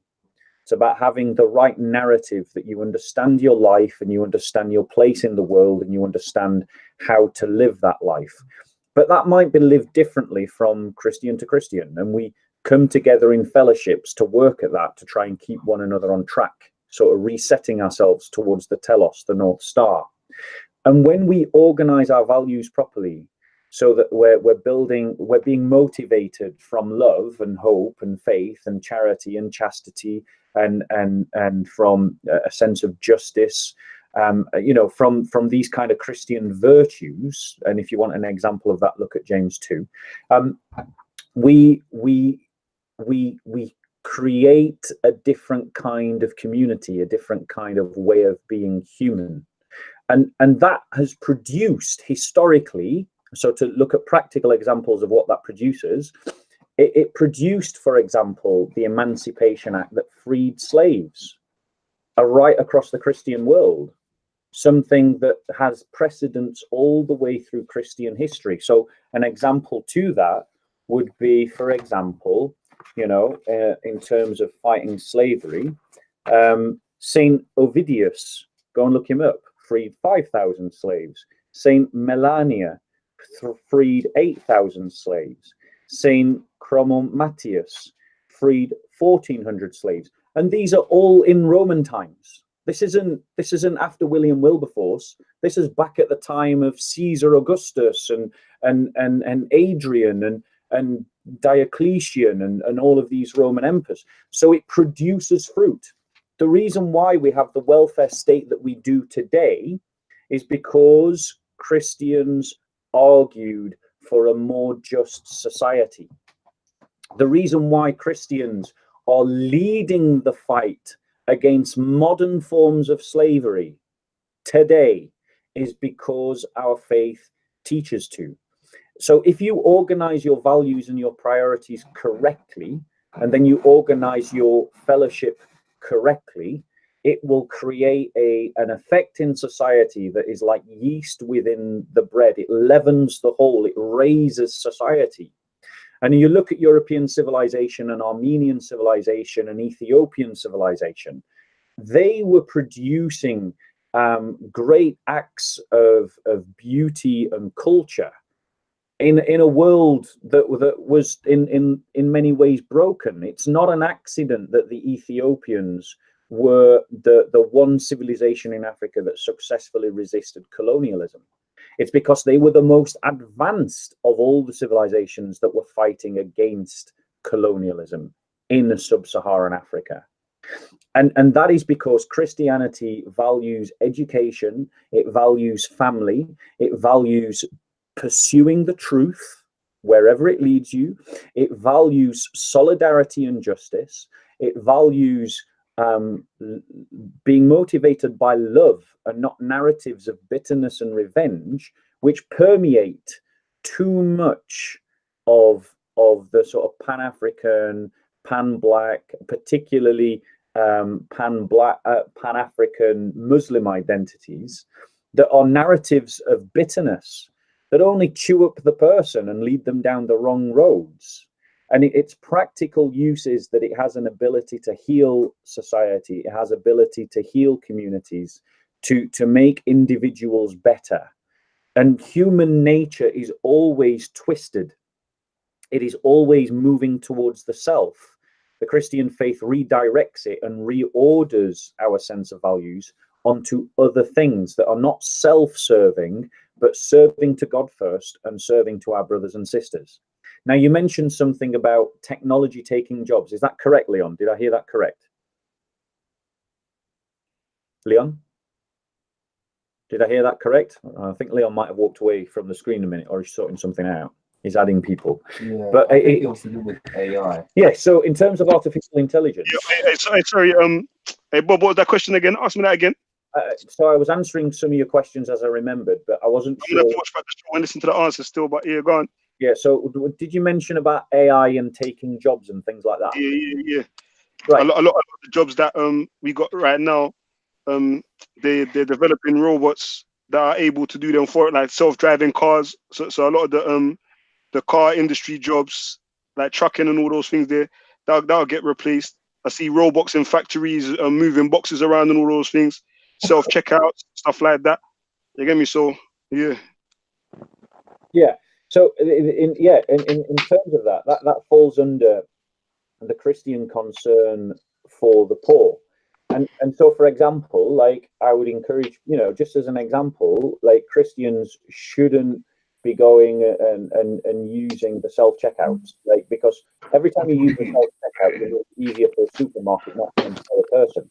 If you go and use the manned checkouts, it forces the employers to employ people. Same with how the banks work as well. There is a progression of technology that is taking away jobs, and it comes from the fact that our liberal society always thinks to itself, what can we do technologically, rather than asking itself whether it should be doing certain things technologically. And we're more interested in innovation and pushing the boundaries of technology than we are in taking the time to ask ourselves whether that is a good idea or not. And that has lots of implications for Western society, actually, and many of them bad. Bob, why are you blaming liberals as far as ruling your own country? Stop with that victim mentality and blaming others. I mean, start your own party and fight for your country. It is your country, right? You guys gross some of the highest GDP in Europe, top 10 wealthiest countries on the globe. I mean, what's with this victim mentality? What more do you want as a British, white, cisgendered male? Christian at that. I mean, the country was built for you and by your grandparents. If anything, you have nothing to complain about. The whole system is in your favor and is built and designed to better you and your offspring. So quit it. Cut the act. Nobody's trying to hear that. So in answer to your question, Christianity is not a nationalistic narrative. Do not first grade children in Britain have to recite God Save the Queen? If that's not religious, then I don't know what is. Can I reply YNW without you interrupting? Yep. So in terms of the Christian faith, it is not a nationalist narrative. The Christian narrative is your interpretation. YNW. I didn't interrupt you, sir. Please don't interrupt me. I know your dean has failed you, but try to do better. So in terms of the Christian narrative, it is a globalist narrative. So here's what I want to answer your question directly, YNW. I want a cathedral in Mecca and Medina. It doesn't have to be the mosque, but I want a cathedral in Mecca and Medina. That would be sufficient. When we can worship our God in those two cities, I've got everything I want. You fool. Your churches are being burnt down and turned into football pitches. Burnt down and turned into football pitches. Yes, they're getting renovated. Gay people are getting married in them. So cut it out. Solve your own problem. Indeed. You know, charity starts at home. Indeed. We're trying to conquest out the Arab lands, talking about we're going to set up churches in Mecca. You can't even set up a church in wherever the heck you're from. Oxford? Arab lands. I thought it wasn't about Arab lands. That's funny, man. It's just like the Arab lands. I thought the Ummah was one. Mecca is the most sacred place. The Arab lands. As so has said our creator. Your creator too. You might not want to admit it, but you're going to find out sooner rather than later. Yeah, well, unfortunately, we Christians have a tenacity that I don't think you've quite clocked onto yet. You know, we survived 2,000 years. We've not given up. But Dwindling, man. You're clutching at you're clutching at thin air right now. Really, you're drowning. The raft has it's over. It's been over since the 50s, man. Dramatic rates to the point where it's non-reversible at this point. The damage has already been done. YNW, that the Western Church is in bad shape. I utterly agree with you. The Western Church. It's in the worst. No, actually, you know what? Here's the thing. No, it should stay the way it is. It should stay homosexual. It should stay with 70-year-old men raping little boys. It should stay that way. It's in great shape. That's just disgusting. Who is this clown? Who is this clown? Dean has failed you. You need a better dean. My dean has failed me. Yes, it has. I'm upon Tawheed. I'm upon the deen, the quote-unquote deen of Jesus. You can't even. Unlike you. You can't even control your own tongue. You have no self-control. You're impulsive, like a child. Your dean has failed to bring you to the maturity of man. Bob, can I tell you why you think I'm impulsive? I can't stand baldness. I can't stand falsehood. When it's presented to me, my wrath has to come up onto it and devour it as a whole. You can't take it, man. There's no wrath there. I don't know what you're talking about. Bob is being kind to you. I would not be so kind. So 1 second. In terms of the question about identity, so I'll just read from Ephesians 2, reading from verse 18. For through him we both have our access in one spirit to the one Father. So then you are no longer strangers and aliens, but you are fellow citizens with the saints and are of God's household, having been built on the foundation of the apostles and prophets, Christ Jesus himself being the cornerstone, in whom the whole building being fitted together is growing into a holy temple in the Lord, in whom you also are being built together into a dwelling of God in the Spirit. So the Christian faith is for all peoples everywhere. It's one identity. Yes, which means Christians need to stand together. Amen. We need to stand united. The Western Church is in a deplorable position at the moment because of liberalism. And we need to rediscover a narrative of pan-Christian identity and pan-Christian solidarity. Amen. That will never happen. Your hate for Muslims is so much. You're defending Nigerian Christians who I have clearly outlined. One of their leaders comes to Hyde Park. He's illiterate. He's there on an athletic visa. I mean, he's an old man collecting pension from the NHS, spreading his version of Nigerian Christianity. You cannot stand side by that. Your whole quote-unquote ummah or nation of Christianity is at odds with each other. All right? Your highest level of scholars are in your churches doing heinous acts. I don't have to repeat it. You already know what I'm talking about. All right, the youth are distracted. Your birth rates are going down. You're at odds with each other. There's so much infighting. That how can there possibly be a unity and standing side by side?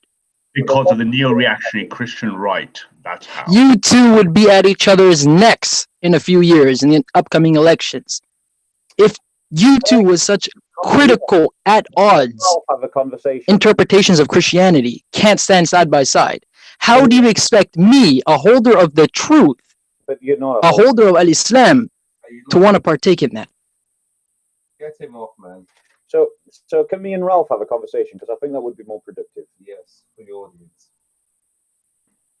Can we, Leon? Can me and Ralph have a conversation? Leon. Anyway, Ralph, I'd like to address you because my NW is out of bullets. So good evening, Brother Bob. And before anything else, I must say I was moved to tears by your last very, very fiery speech indeed. It literally, I had a tear in my eye. So good stuff. Pardon me, everybody. Pardon me. I'm back now, man. I've been missing out on the show. Pardon me. Excuse me. What kind of moderating is this? What are you doing? Stop talking to that girl. You know? No. It was important business behind the scenes, man. I was trying to arrange something. The Bentley fund, Leon. Excuse me, man. Excuse me, everybody. But come on. I don't know what I've missed. But I heard Ralph's voice in the thing. Can me and Ralph have a conversation? Yeah. I want you to talk about the ethno nationalism. I don't know if you have already. Talk about because Ralph, I'll let you just as briefly as you can because I know you're a man of words. Everybody else, sorry, but before you go on, everybody else, I want to hear only one person speaking at a time. Still, I'm gonna get my trigger finger ready to kick people out, repeat offenders, habitual line steppers. They're getting kicked out instant. So I beg everybody one at a time. We try and make this thing orderly. We want to hear what people are saying, and we want to hear people respond to what people are saying. No, I don't want no ad hominems. Obviously, I might. You might if you're intelligent enough, you might be able to slide some stuff past me. You get me? But I don't want to make it personal. I don't want to make it personal. I want it strictly to be about the facts of the argument that people are bringing, man, and try to refute arguments. You get me? But yeah, one at a time. Yeah, Bob, do your thing. Good man. So Ralph, Yes, sir. Peace be with you. Firstly, You too, brother. Thank you. So I want to just talk. I don't know your position in all honesty, and so you're obviously going to clarify your position. But I would ask you to comment on this from Galatians chapter 3, verse 27. 27. Okay. 27 onwards. For all of you who were baptized into Christ have clothed yourself with Christ. There is neither Jew nor Greek. There is neither slave nor freeman.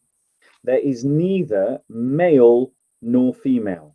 For Amen. you are all one in Christ Jesus. And if you belong to Christ, then you are Abraham's descendants, heirs according to the promise. Amen. In my understanding of this verse, when it says there is neither Greek nor Jew, it does away with racial identity. Christians. Absolutely. I would give my life for a black brother in Christ, a Filipino brother in Christ, a Mexican brother in Christ, a Nicaraguan brother in Christ. So if you are alluding to equity under Christ, there's nothing but equity under Christ. But that Galatians 3:28 and 3:29 does not refer to non-Christians. Now, if you want to understand my position, I'll try to be as brief as I can. Before I do that, I'm going to take just 5 seconds to once again for the audience say I was moved. I've only been twice moved to physiological tears at Speaker's Corner, and twice that has been to Brother Bob. Your work is beyond reproach, so God bless you for that. That aside, I'm a neo-reactionary Christian, Bob. And what I mean by that is the neo-reactionary movement places Christianity, theoretically it places theism, but there's only one God for me. So it places Christianity side by side by the modern age of technocracy, intersecting with modern economic states of affairs, if you like. So I think you and I will both agree that the church has lost its way because it has lost its power since the advent of the Enlightenment. We neo-reactionary philosophers returned to the Enlightenment to question what was good and what was wrong, with the view of moving forward the body of, the Corpus Christi, if you like. And to do so, we cannot separate that from political power. Let me put in plain, simple English. You wanted terse words. There can be no Christians without Christendom. So I don't, if you consider nationalism, for me, nationalism is subservient to Christ. I'm not interested in nationalism without it being subservient to Christ. So I'll be very explicit. Ethno-nationalism, native nationalism, or civic nationalism means nothing to me unless it's under Christ. But on the other hand, the world has a lot of non-Christians. So nation states are essential mechanisms to protect Christendom. I want to see Christian nationalism under Christian empire. Does that make sense? I think I understand what you're saying. So in terms of what you're saying is that but I want to be clear. So for example, you have groups like Generation Identitaire, who will say things like, Christianity is part of our root, it's part of our heritage, it's part of our culture. And they would be against Brother Akuma coming to Europe because they would argue that Brother Akuma dilutes the ethnic base. I would fight them for that if the brother was a Christian. I couldn't care less if he was black, if he was a Christian. I would understand their position for non-Christian immigration, but I would not value their position if they were ethno-nationalists without Christ. They may as well be social democrats or anything else. I mean, I'm not interested in non-Christian politics. I'm not a civic nationalist. I'm not a liberal. I'm only interested in Christian politics. So if GI, for example, if Martin Sellner, someone said, hey, I want no black people coming here, if they're Christians or not, that would not be Christian. I would reject Martin Sellner for that simple purpose. But I don't believe Martin Sellner is a Christian. Do you believe Martin Sellner is a Christian? I don't know Martin Sellner, so I couldn't say. He's the leader of the founder of Generation Identity. He doesn't act like a Christian. Okay. But here's the thing. What I would suggest is that, would you agree with me that Christians as a community, as a people, as a nation, set apart unto the Lord, that we have needs and interests by a simple deductive reasoning of the fact that we are a community with an identity, that we are the Corpus Christi, we are the body, the church is the body. Amen. Of Christ. Amen. So would you agree that we have needs? Correct. Right. Would you agree that those needs give us the guiding tools of developing a Christian politic? Absolutely. And would you also agree with me that any political narrative that is counterproductive to the body of Christ in its global identity is something that we as Christians should not get involved with? I think there's a very, very strict argument set over here that's been perfected in our political camp for 20 years. And it goes simply like this. If we maintained a purity of faith and every single Christian died away as a consequence, would you say intellectually and morally and philosophically and spiritually that you had defended the church? No, I would say that if you are keeping to the purity of the faith, you will defend the church. Yes, but so defending the church is essential to defending Christian souls. And I use the word soul like you and I probably both agree on what it means. Amen. And Christian souls occupy a space in time, right? So when I die, I hope I would die a Christian death. Amen. But if, for example, we lived in a world that was corrupted, but if we lived in a world that was corrupted either by pure globalism and liberalism, or let's say overtaken by Islam, for example, either cases for me are no different from Sodom, right? They are still the same thing. But let me just, because we're talking about Generation Identitaire, because I would say that there can be Christians that can be misguided because the church lacks a political narrative that allows it to discuss its own needs and to seek to achieve the fulfillment of its own needs. Because absolutely, political narrative. One second, Ralph. Because we lack that political narrative, lots of Christians are getting into bed with non-Christian political narratives or confusing things like nationalism as being compatible with Christianity. when really this is a fruit of the fact that the church is, in the West particularly, is so politically ignorant of the fact that as Christians we must look to the needs of the Christian community and develop a political narrative from those needs. I couldn't but agree with you more, Bob. I believe that the corruption is twofold. It's the corruption of the liberalism, and it's what I tend to call, or people like myself tend to call, Christian appeasement. So how many of our values would we have to give up and surrender incrementally to appease liberalism, to appease the body politic, to appease the House of Lords? I feel this appeasement is contradictory to the political, as a neo-reactionary. Just for the audience to be clear, a neo-reactionary is someone who retraces the points to the Enlightenment and decides to re-question them to move forward. When we go back to the Enlightenment, to be clear to everyone, was a Christian product. Western science is a Christian product. The crisis in science is a Christian crisis. The capitalism crisis is a Christian crisis. And these crises were caused by Christian institutions appeasing and then selling out core Christian values. Bob inspired the expression of a muscular church and a muscular Corpus Christi. I would like to see a militant Corpus Christi, and I would never associate with nationalist who's not Christian. Okay, so I think reject them out of hand. I think you've allowed yourself, if I'm understanding you correctly, I think you've allowed yourself to be mislabeled, and you need to be more clear that you aren't in bed with the alt-right. Because the alt-right are puppets, they're idiots, they have no interest in me. Right.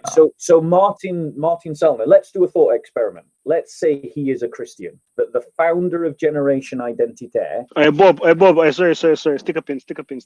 Hey Ralph, every other time I've heard somebody call you far right, the response I usually hear is, I'm way further right than anyone who you're saying is far right. I'm as further right. And I never heard it this time when Bob asked. I heard you say the far right idiots. Okay, let me define far right. Most people get confused by right and left because they haven't done enough political study. Usually people think right. But am I right in noticing that your response to Bob was different to everybody else who's usually asking that question? Not at all. I'm never inconsistent. I can't lie as a Christian. So let me just give everyone a quick example, a quick political history here, so it makes sense. People think of conservatives as right. So if I ask the question, what's more right than a conservative? People scratch their head and they go fascist. And they go, okay, I'm more right than a fascist. What's more right than a fascist? Those who have read well will probably claim it's a form of monarchism. I go, okay, what's more right than a monarchy? And the answer in political theory is an absolutism. And my absolutism is the unquestionable belief that the God, the Father, the Son, and the Holy Spirit is the ultimate right-wing position that is non-negotiable. It is the ultimate order and hierarchy. There's nothing further right than that. And there's not a single pious Muslim who would not disagree with that position. So I'm the furthest right. When I say God, Queen, and country, God transcends the Queen that should run a church or a country. God, the Father. Bob. Hey, Ralph. I beg you, mute that. Hey, Bob. Let me ask you. When you asked Ralph about far right, and he said that the far right side, what impression did you get from that? Did you think that he meant that he's further right than all of that? I actually get what I think Ralph is saying. He's basically saying that he wants to return to a pre-enlightenment view of the world. Amen. And by that definition, I get what he's saying, because that is reactionary. That is reactionary, and that is, in a way, further right than the alt-right, because the alt-right only wants to preserve a conservative paradigm of a post-enlightenment society. So Ralph is being. So then you would say, sorry to cut you, just so I'm sure what you're saying. You would say that generally when people speak of the right, the impression that they got isn't necessarily what you're saying Ralph is referring to when he's saying he's further right, which you would probably, I'm guessing, be in agreement that you're trying to be at that place as well. Yes. But no. But Leon, Bob was key to the point when he started in Galatians 3:28, 3:27, or 3:29, because it directly attacks the simple question for any ethno-nationalist or nationalist: do you believe in equity under Christ? If you say no, and I think white is better than black, or Indians are better than Pakistanis, you cannot be a Christian. Amen. Bob knows that. I know that. Ralph, where's all your preservation of the white race? The importance of preserving the white race. Where's all this? Where's all that fit into all this? Because explain that to Bob as well. I want to hear you and Bob go back and forth on that one. No problem at all. Because again, I try to explain to Bob. As a neo-reactionary, I believe that the preservation, if the Lord says my house has many rooms, if the preservation of a Christian world requires the preservation of Christian souls, it implies the preservation of a Christian land where Christians live. I don't care if England. What happened there? Can you guys hear me? Yeah, I can hear you. Oh, sorry, something happened to my brother. I'm in a hotel room, so God knows what the internet does. So I don't care if England, for example, were to replace immigrants with Nigerian Christians or Filipino Christians. Amen. I would still think there's an interaction between the cultural space. But if someone said England only belongs to the English, then I would challenge them and say England has eroded its culture, not because it's eroded its national culture, because it's eroded its Christian culture. This land, for example, I'm in Hungary, right? So I go frequently to the churches there, St. Stephen's Basilica. St. Stephen I was one of the Crusaders. And I know people might think there's a pacifist Christian church and a militant Christian church. And I believe in these troubled times that we require a modern militant version of Christianity. Bob alluded to a muscular form. I will use an alliteration and take the muscular to militant.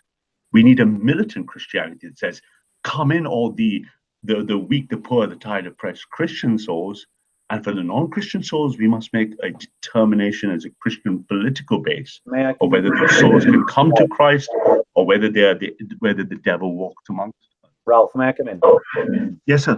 Right, brother, I get what you're saying, but like you're not helping yourself by. I honestly do get what you're saying, right? But there's no need to give yourself these appellations like neo-reactionary or righter than the right wing. Just call yourself Christian, bro. Because that's all the fact of the matter is Christians need to excavate a politics from our own identity. And wherever that lands on the political spectrum, that is where it lands. And we own it with pride because that's what it means to be Christian. But my point to you is that Christians should be clear that our identity is pan-ethnic, it's pan-national, it's pan-class. And that's because, for example, it says in Colossians 3, it says this. I'll just go back, sorry, a couple of verses, starting at verse 10. And have put on a new self who is being renewed to a true knowledge according to the image of the one who created him. A renewal in which there is no distinction between Greek and Jew, circumcised and uncircumcised, barbarian, Scythian, slave and freeman. But Christ is all and in all, which means that our politics, and I agree with you that for the Christian soul to be preserved, Christians must have control of territory. But that concern is international. It is international in the sense that Christians should be supporting the Christians in the central states of northern states of Nigeria. They should be supporting Christians in Central African Republic. They should be supporting the Christians in South Sudan. It's a pan-national interest. It's a pan. It's an international church, Bob. I'm completely with you there. But groups. Let me finish, Ralph. Yeah, but he's getting it out still. We keep on interrupting. But take your time, Bob.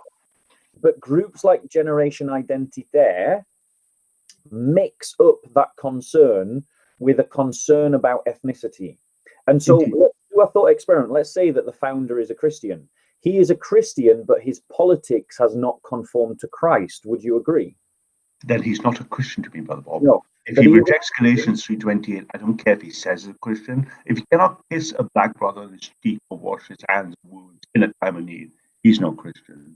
Amen. Hey, Ralph, was you at that Generation Identity protest? Yeah, I came for the Generation Identity, but not for the Tommy. I came for the Generation Identity when he didn't show up because I found it absurd that the person wasn't allowed to speak. And also, I wanted to challenge Martin Sellner He kind of ran away to four conversations online. I wanted to ask him a simple question. And the question I asked anyone else, and I looked them in the eye: do you believe Jesus Christ is the Son of God? Oh, you came there to challenge him. I came here to ask him. Your mic's doing the most right now. I can't hear, it's cutting in and out. I wanted to ask him. Stay closer to your mic, Ralph. Pause. No homo. I wanted to ask him a simple question. Yeah, man can't hear nothing. The mic, it's all over the place right now. May I cut in then? If we can't hear Ralph while he gets his microphone sorted out, I think to try and explain Ralph, if I've understood him correctly, what Ralph really is he's just striving towards capturing a understanding of Christianity that is pre-enlightenment. I think he's not doing himself any favors in the way that he describes himself. Do you think he deliberately misrepresents himself? Do you think he's trying to? Do you think that the impression that people get when they listen to him is that he is a ethno-nationalist? I think that people can aspire to an image of something and not have the language to explain it properly. And I think Ralph is doing his very best to explain an image that he's striving towards. But I think the way that he's pause. All right, cool. Let me give you an example then. What made me wonder what's Ralph really on. When someone said that he's far right, he's like Hitler, and he said he's much more far right than Hitler. That was his response with a smile and a wink. What would you think the impression of the person who he's saying that to would be from hearing that? Oh, I think if he had described himself that way, that the impression that someone would have is that he's worse than a Nazi, that he's more extreme than a Nazi. In what sense? In the sense that he probably wants some kind of ethnic genocide.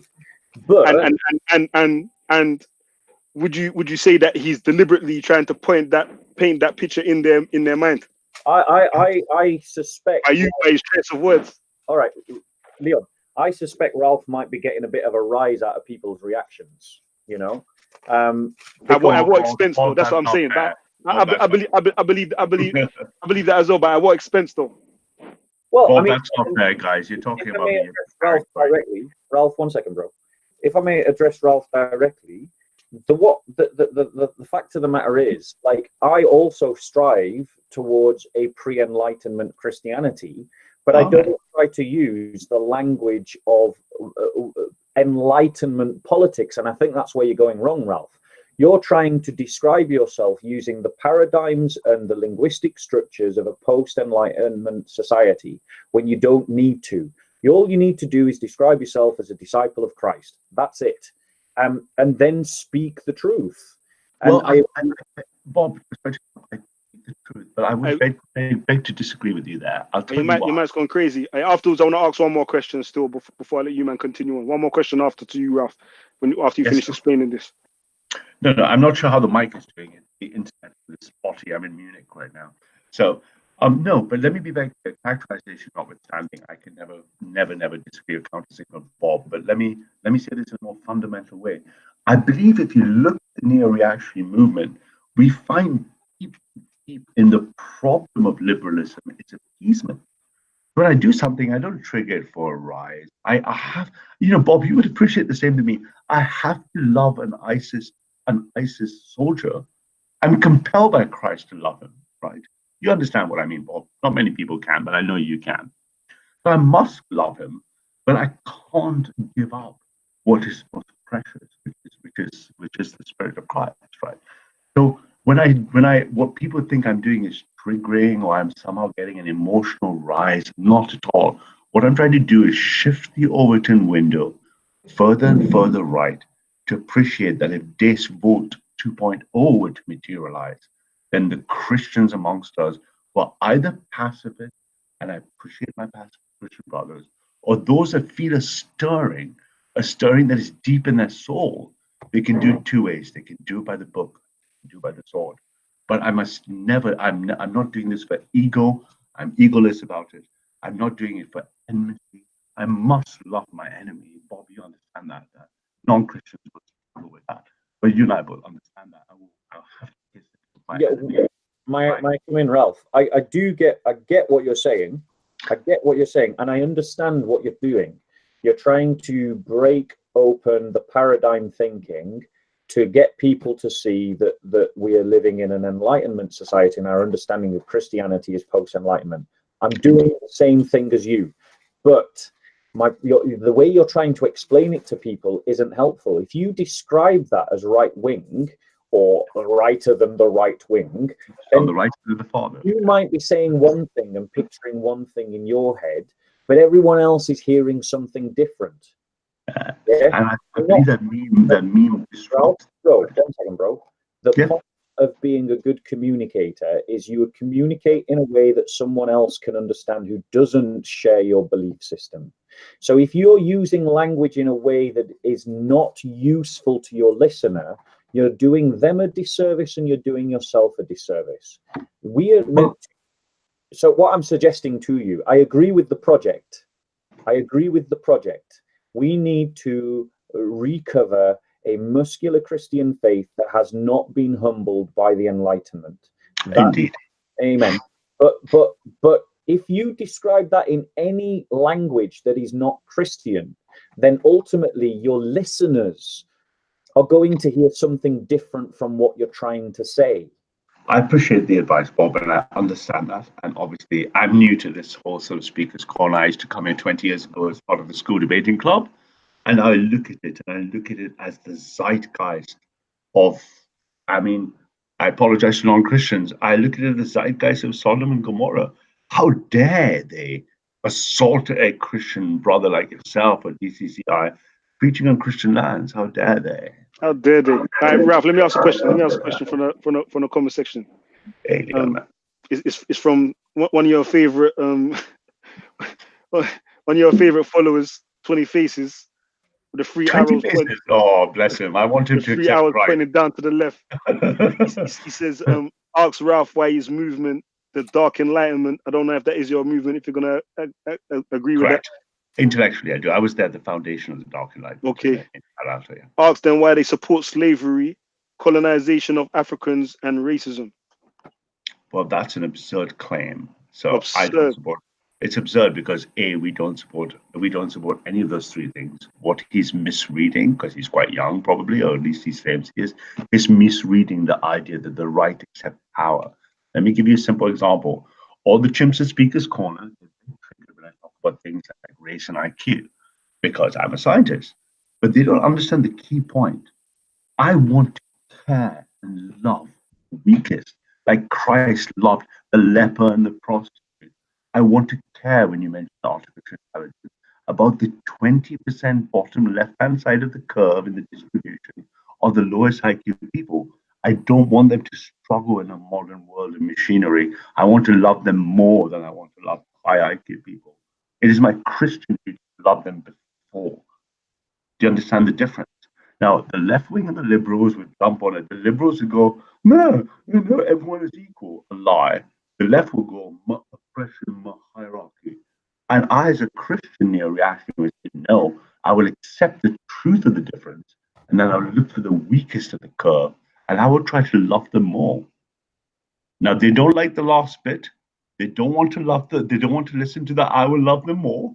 What they want to shout and go is, my racism, my slavery, my colonial oppression. They're not listening to the key Christian tenet in the voice in that says, it is the love for the weakest that separates Christians from others. Yeah. That is fundamental. Amen. Hey, Bob, did you want to say something? I just want to add one more thing. Yeah, I do want to say something, but obviously, in your time. Someone has dropped out still. I don't know who that was. But just a quick thing still. If you could explain, I think on the first time I filmed you, I think it was for your introduction to the new right or something like that. When you got round to the you was talking about the race and IQ and all of these things, and you got round to the what you foresaw as the wave of sub-Saharan Africans that will be coming to Europe, like. Correct. And you said the way to deal with that, like in response to that, in reaction to that, would be either ethnic cull or recolonization. Yes, as a neo-reaction Christian right, let me tell you what my dream is. I want to see Christian soldiers, Christian doctors, Christian builders, Christian armies, Christian people wandering into the poorest part of the world, building Christian builders, Christian schools, right? Now, if you call that colonization, call it what you like. I call that acts of Christian No, force, no, no, no, no, no. right? I'm. I would Hey, yo, Ralph. look at Africa. Look at Africa Hey, right yo, now. Ralph. Hey, pause a How minute. many Pause a minute. people- I don't want to I don't want to misrepresent you. Yeah. I'm repeating what you said. Absolutely. What I think you said word for word. Absolutely, Leon. So I it's would not that join it's not that I tomorrow. want to it's not that I want to define what you're saying colonization is when you said it. Like I you would can tell say you that what I now, would and do. I'm just saying what you said still.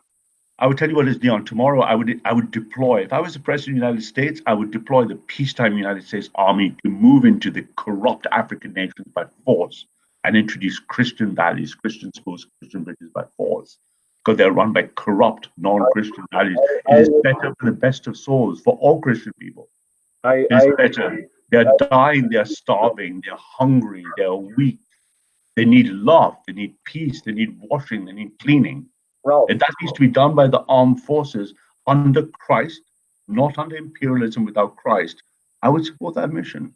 Ralph, The colonization. that kind of logic is as bad as ISIS, bro. Like, I think you might, yeah. I get, I get what you're saying, and there's some overlap in our thinking, but There's suffering there. What you explained the colonization part. What about the the ethnic cull? How do you explain that one? I'm going to duck out. I can't kill any person. I'm a Christian. I can't take life without Christian. But those was your words, though. So how do you define that? Right. They're misunderstanding it, for example, right? Let me give you a simple example. I've gone to South Africa a lot for work. I've gone to other African countries for work. I look around at the sheer corruption in Africa, and this is a ungodly, I don't care if it's Christian or Muslim, it's an ungodly corruption. Ungodly corruption. And I care about that poor little African boys. I used to go around the suburbs of Johannesburg. I went to the missionaries in Johannesburg. But I'm lucky in my life that I'm sufficiently liquid in capital not to care. But the heartbreak, as I looked at that corruption, would I support the use of Christian, not non-Christian imperialism? Would I support the use of Christian force to alleviate that suffering? I would as a Christian. And that makes me a militant Christian, not a pacifist Christian. I would turn the cheek once, not twice. The second time, I will use the sword. And I would argue with someone like Bob that the history of Christianity has been a history of both militancy as well as pacifism. And we need not just a muscular church, but a militant church, one that builds bridges, one that feeds children. And sure, it might need 20 soldiers to protect it, but if they're protecting the area, even starving African children, amen to them, right? As opposed to watching those children suffer. To watch a soul suffer is not a Christian issue. It's not Christian for me to watch the suffering. I can't accept the suffering.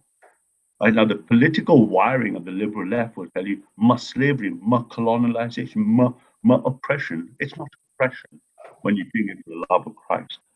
It's not there to oppress someone. You want to feed the little babies, right? They have flies in their eyes, right? Unless you sit there with them, you won't feel that Christian love, right? Let's keep the camera. Are you happy with it? Yeah, it's fine. Okay. Ralph, Leon, may I come in?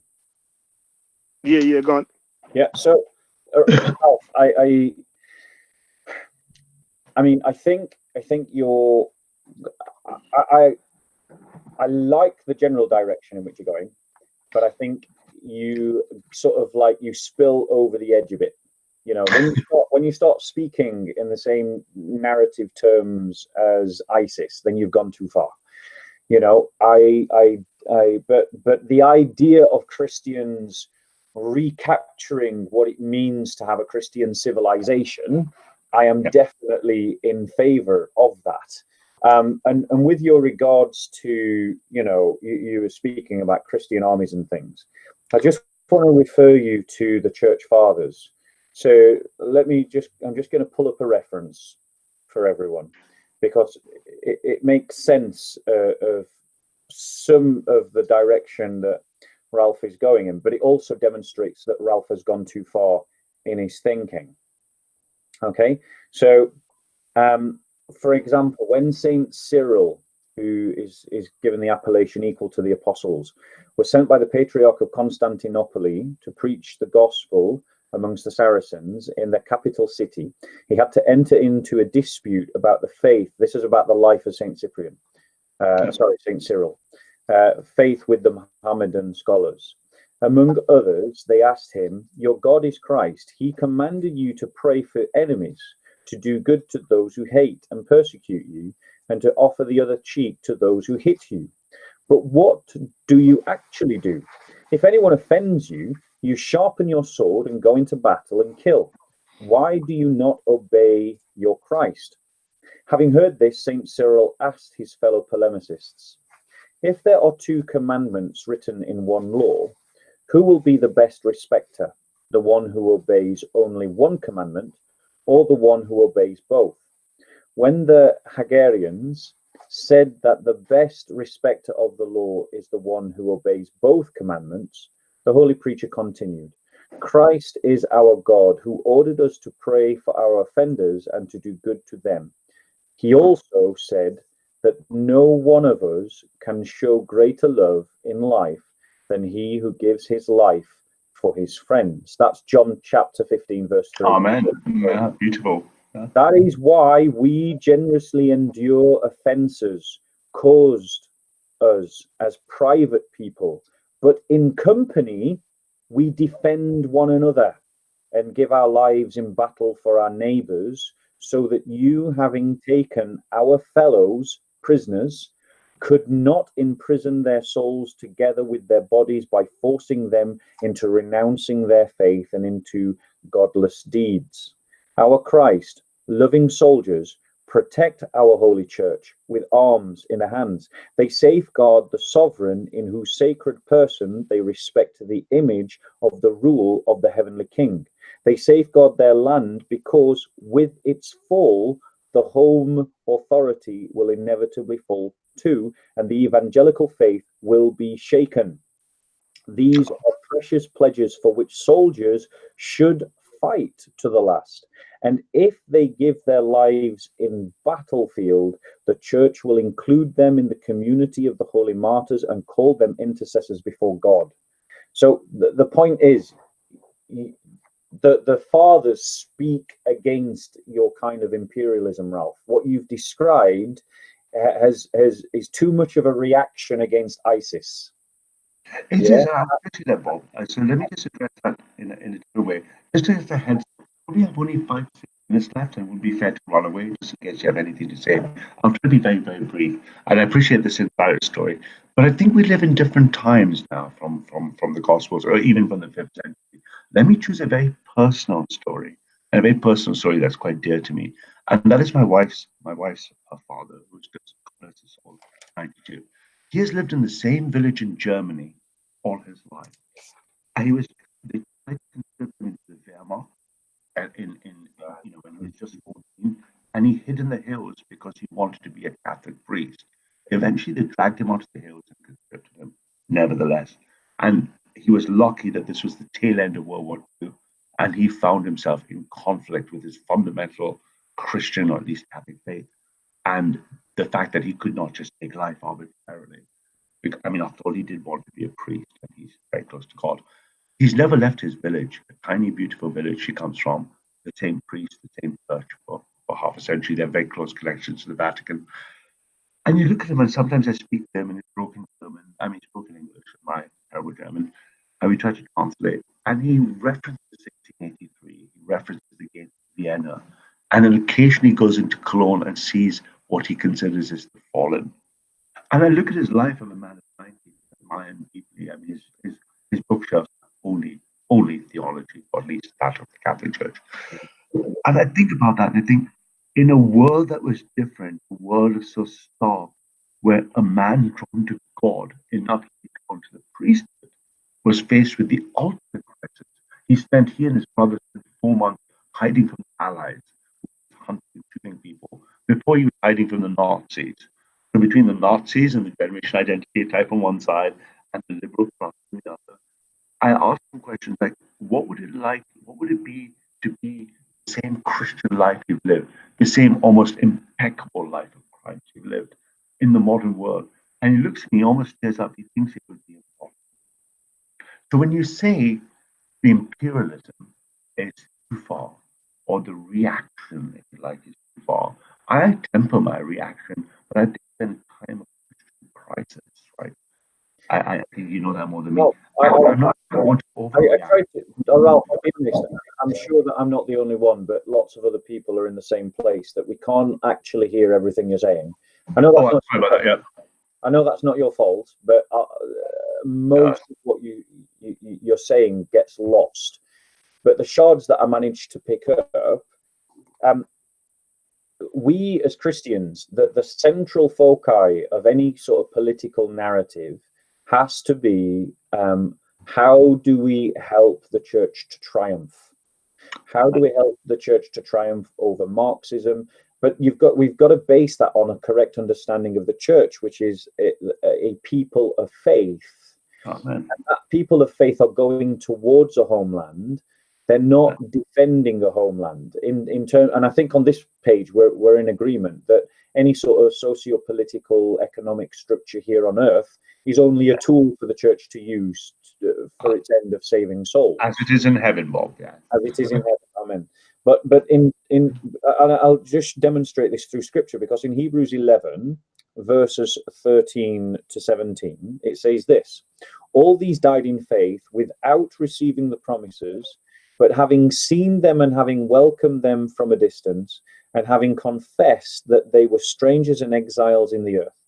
For those who say such things make it clear that they are seeking a country of their own. And indeed, if they had been thinking of that country from which they went out, they have had opportunity to return. But as it is, they desire a better country, that is, a heavenly one. Therefore, God is not ashamed to be called their God, and he has prepared a city for them. Which means that, it's not about defending Britishness or defending Germanness or defending, and I think we're in agreement on that. We are. Yeah. But it is about the church striving to save souls, which is kingdom work, and to establish justice, which is kingdom work, because obviously the church and the kingdom are not the same thing, though there's a massive overlap. The church is something that needs to work and use all the tools that are available to it. But what we mustn't do is allow any kind of reaction to even the heinous crimes of the Islamists, such as in ISIS, to then start being as bad as them. No, we can't. We're Christians, Bob. We're Christians, Bob. We can't do what they do. Exactly.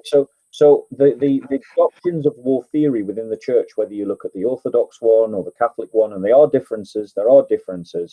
It would not justify an ISIS kind of attitude. No. Colonialism was not a Christian initiative. Colonialism was a nationalistic initiative. It was an empire. It was an empire. Europeans, because the Europeans, after the Enlightenment, had stopped believing in the Christian narrative and embraced a new narrative of national identities.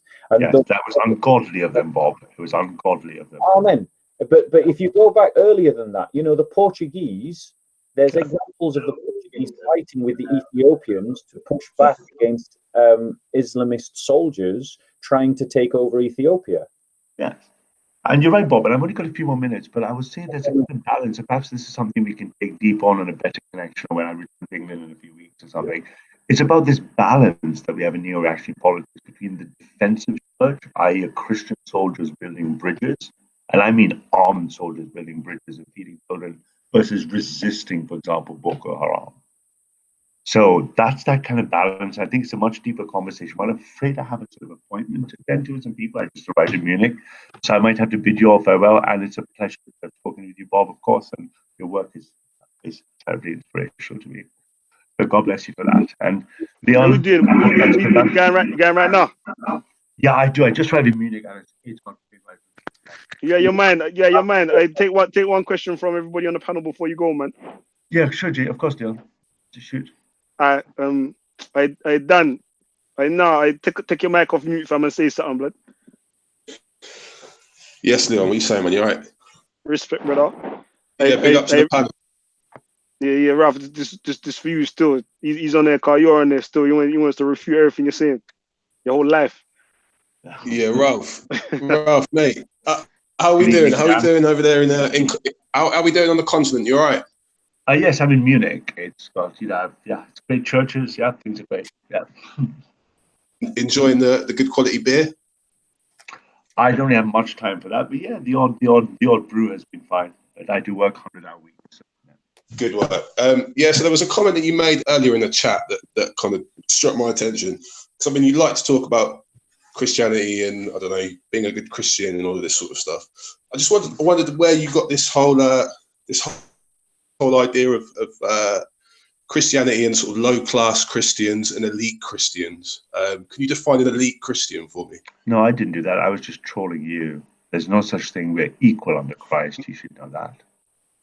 Okay, so we can establish that. Yes, I would say that Christ was the only elite Christian, and I think Bob would probably agree with that. No, Christ was the most humble of Christians, not the most elite. He was the most humble of Christians. Okay, so that's good. So it seems that you spent quite a lot of this debate trying to sort of reconcile your position with Bob's, and I think Bob's done quite a good job of distancing himself from your more extreme positions. I think it's kind of it. I think you've also done quite a good job of trying to cozy up with Bob, trying to appeal to the more sort of moderate Christians who perhaps like some of your Crusader-esque kind of posturing. But yeah, I mean, we can talk about a lot. I'm not really going to spend too much time on this, but I just find it quite interesting that you wave Christianity as this sort of this rallying cause that's going to sort of unite your nationalism. But I still can't quite understand how you reconcile your Christian faith with any sort of system that's greater than that of your sort of your neighbor, your nation. Your nation's like 4 or 5 steps up on the ladder. You should be focusing on your family and your friends and your neighbor and your community before you start talking about nations. Especially, we don't even know if you were born in. We don't even know if you were born in the UK. That's another thing. This is another thing that's caught out. I was just going to say this: it's caught out people like Based Amy, and it's caught out people like Red Cat Boy because they were to talk about nationalism, but they weren't born in the country. And it's like, cool, you kind of have this theoretical position that's quite appealing to some, but then on closer analysis of the person who's actually delivering that position, there's an inconsistency. So I want to know how you reconcile that, because for all your talk, I can answer that quite easily. All right. You made some mistakes. I can't put my family first, and I can't put my community first, and I can't put my nation first. I start exactly the other way around. I put Christ first, and then I come downwards. So I start with God, for example, and I can move down that chain. So, for example, I would have to make the most horrible of choices ever as a moral position, as a pure moral argument, if I had to test my Christian faith against my family. God forbid that day would never come. And it would be the most horrid of choices. But I cannot reconcile anything without God. So be open and transparent. It is from God downwards and nothing else. And from God downwards to my family, it makes my family stronger. It makes my family dearer. And that family includes my biological racial family and every Christian I ever meet. So what's the step after God? That is called Christ and love. And you must be a Christian to feel that love. You can't just articulate it with reason. Okay, so you can't articulate it with logic. You must feel it both experientially, ontologically, epistemologically, and that feeling is a Christian feeling. And if you climb up the hierarchy of piety, you feel a deeper love as a Christian. So I feel a deeper. Okay, so you said that you start with God. So what's the next step down? What's the next step down? Christendom. Oh no, Ralph, that's the wrong order, bro. Is it? Yes, before Christendom has to come the body of Christ. How can you have a correct? That's what I mean. I define exactly, Bob. Yes, Bob. I define Christendom as the land occupied by the body of Christendom Christ. is a collective experience of Christianity. Yes, yes, Bob. Yeah, absolutely. But you see, here's a difference. No, hold on, brothers. Ralph, you can never put and we're all growing in our faith, mate. So like, you know, don't. I'm not trying to excommunicate you or say you're anathema or anything like that. But what I'm trying to say is, the Christian faith always has to start with the human person. Yes, So, it does. Exactly. No, but maybe there's a confusion. Maybe I misspoke. You don't understand. It is Christian souls. Christian souls are inseparable from space-time, right? Bro, Ralph, I know what you're saying. But what I'm saying is, in terms of the after Christ, the next thing has to be the body of Christ, because you can't have a Christendom without the body of Christ. So absolutely, I didn't imply that. I don't know why you're inferring I implied that. Nah, come on, Ralph. We know what you're doing, man. We know what you're doing, Ralph. No.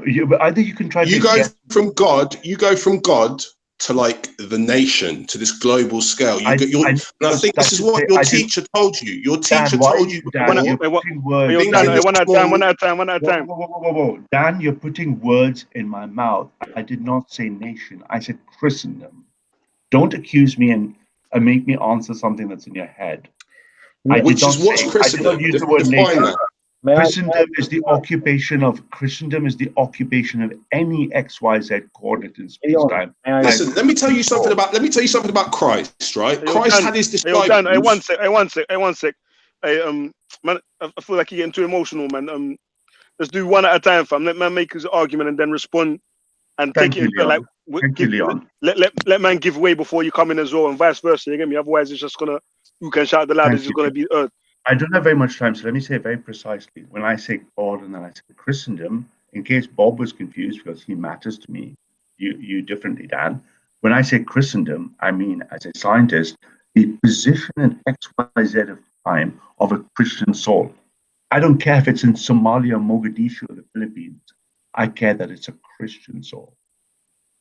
That's what I mean by Christendom, the occupation in space-time of Christian souls on their way to heaven. Nation and nationalism is one political organization as one means to achieve that. Non-Christian nationalism does not interest me. I reject it out of hand. It's just as bad as liberalism. It's just tribalism. It's just racial tribalism without soul. It means nothing to me. Leon? I debate extreme far-right white nationalists. They wouldn't even speak time of day. I debate them and challenge them on pure ethno-nationalism without Christ. That's challenge great. them and think, how dare they compare the West as a non-Christian West? They can't. I salute you for that, and that's absolutely fine, mate. I salute you for that. But you just said that your family don't matter. You're working at some different scale. I didn't say they don't matter. I love my family deeply. I have a very, very deep, broad family across the family. I love them deeply. Bob might understand what I mean because you're now you're stretching the definition of family. No, we're not talking about that. I was speaking very specific family. I'm talking about your friends, your family, your community, and working from there, working from the small scale. Family. Working from the small scale. Yeah, just my because biological family, my first cousin. Let's go. You have to remember that Christianity started with Christ and a small group of people. Amen. Right, and that small group grew. He didn't start with some grand idea. Like Christianity wasn't heard of in pagan Europe for several hundred more years. So we can talk about Christianity where it first started. You're talking about ideas of Christendom. I just said that you need to start on the small scale with your Christianity and then work up. You're on some Christian nationalism that I don't think work. I disagree. And that's fine. And I think Bob also called you out short and sharp. Dan, here's a simple test. If I had to sacrifice my family for the Lord, I wouldn't. It would be the hardest choice of my life, but it would be the Christian choice. And it would be supported by Scripture. It would. But hopefully that choice would not be there, right? In terms of Ralph and Na, like, because I think that I mean, I don't know Na's position on much, but in terms of Christendom, we would agree, Ralph, I'm sure that is an accident of history, a happy accident, but nonetheless an accident of history. And it is something that came out of the fact that Christians started to apply their faith politically. And there's nothing wrong with that. And there's nothing wrong with us applying our faith politically again. And if that results in a new Christendom, amen, so be it. If it doesn't, so be it. But in terms of our application of the faith, Nar is also right, because the Western Church has been completely humbled. Like, it is after the Reformation. After the Enlightenment. The church in the West is just, I mean, it's led by buffoons and clowns and wimps, and it's become limp-wristed. Yes. To rebuild a vibrant, muscular Christian faith, we got to start at the ground level, and it starts by having these kind of conversations. It starts by challenging things like Christophobia. You know, wherever Christophobia is found, if that's found in Marxism, we challenge Marxism. If it's found in Islam, we challenge Islam. If it's found in, you know, radical forms of Hinduism, we challenge radical forms of Hinduism. Liberalism, capitalism, globalism. Wherever Christophobia is found, Christians need to challenge it, because Christians are called to do good to all people, but especially those in the house of faith. I'm compelled by Christ to love Dan. However difficult he might make that for me. And what, Dan, are you Christian? Mate,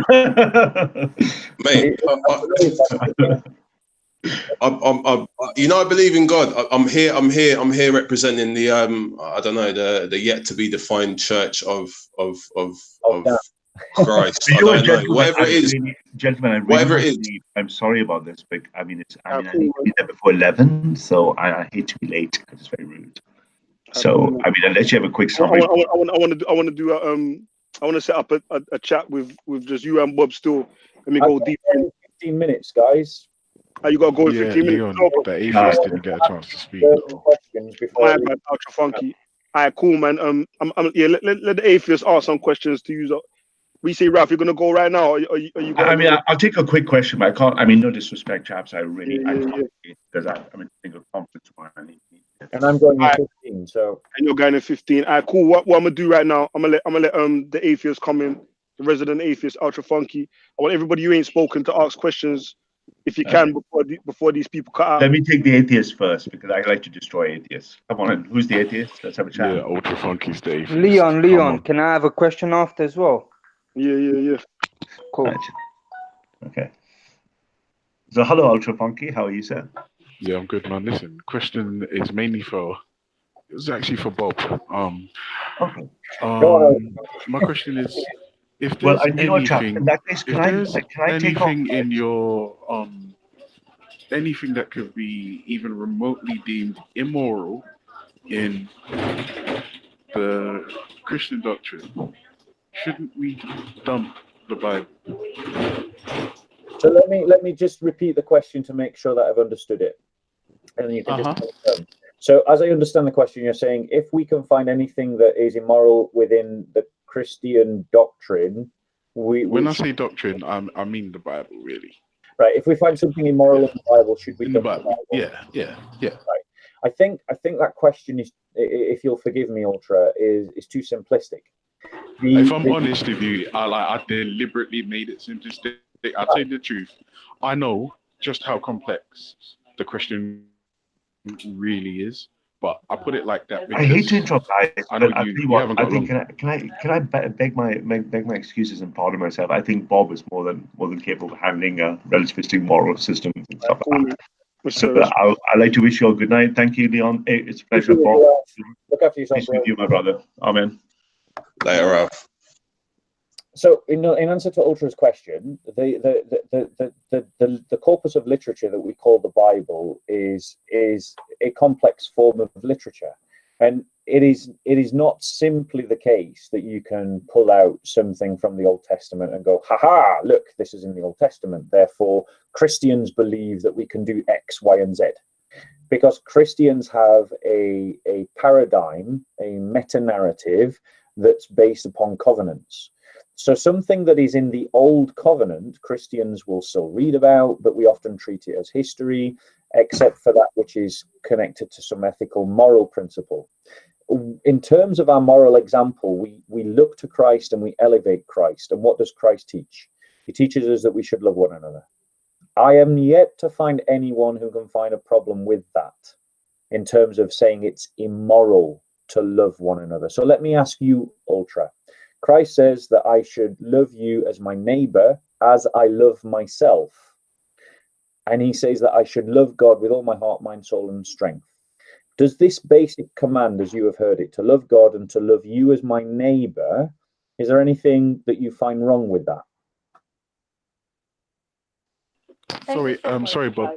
That's no problem. You take care, darling. Okay. All right. Have a good evening. All right. Sorry, Bob. I'm at work. Sorry, my brother. What was the question? So my point is that Christ teaches us to love. Okay. Yeah. No. Sorry. Yeah. I heard it. If the Bible instructs you to love God, love neighbors, as yourself. Yeah. That's real. That's brilliant, isn't it? Yeah, that's brilliant. And if I'm honest, if everyone on the planet adhered to that one simple rule, we'd probably live in a utopia. You wouldn't steal, you wouldn't lie, you wouldn't envy, you wouldn't lust after your neighbor's wife, you wouldn't cheat. No, my neighbor's wife's not that not yeah. You know what I'm saying, bro? Yeah, I hear you. But to be honest with you, Bob, like if I'm honest with you, like I hear what you're saying, but like the things that you just explained, like not stealing and sorry, Ultra. Sorry. Yeah.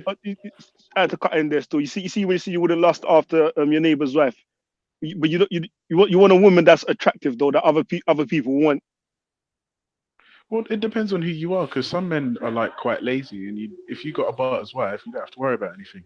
It's like if you have a car that's worth about £600, yeah. no one's going to steal it, or no one's going to want to steal it if it's a beater. But if that's like, I don't know about you, they ain't gonna be my reason for wanting the car though. I'm gonna want the car because it looks good to me, innit? And assuming it looks good to me. No, but you could be happy with a £300 beater. Do you see what I'm saying? But some people want Mercedes and Bentleys and Bugattis. Yeah. Some men are entirely happy to spend £300 on a car and just repair it for the rest of their lives. But go on. Yeah, that was a quick side point. No, but Bud, I was going to say the things that you mentioned. I agree. If we all adhere to, we'd live in a utopia. However, I don't believe those things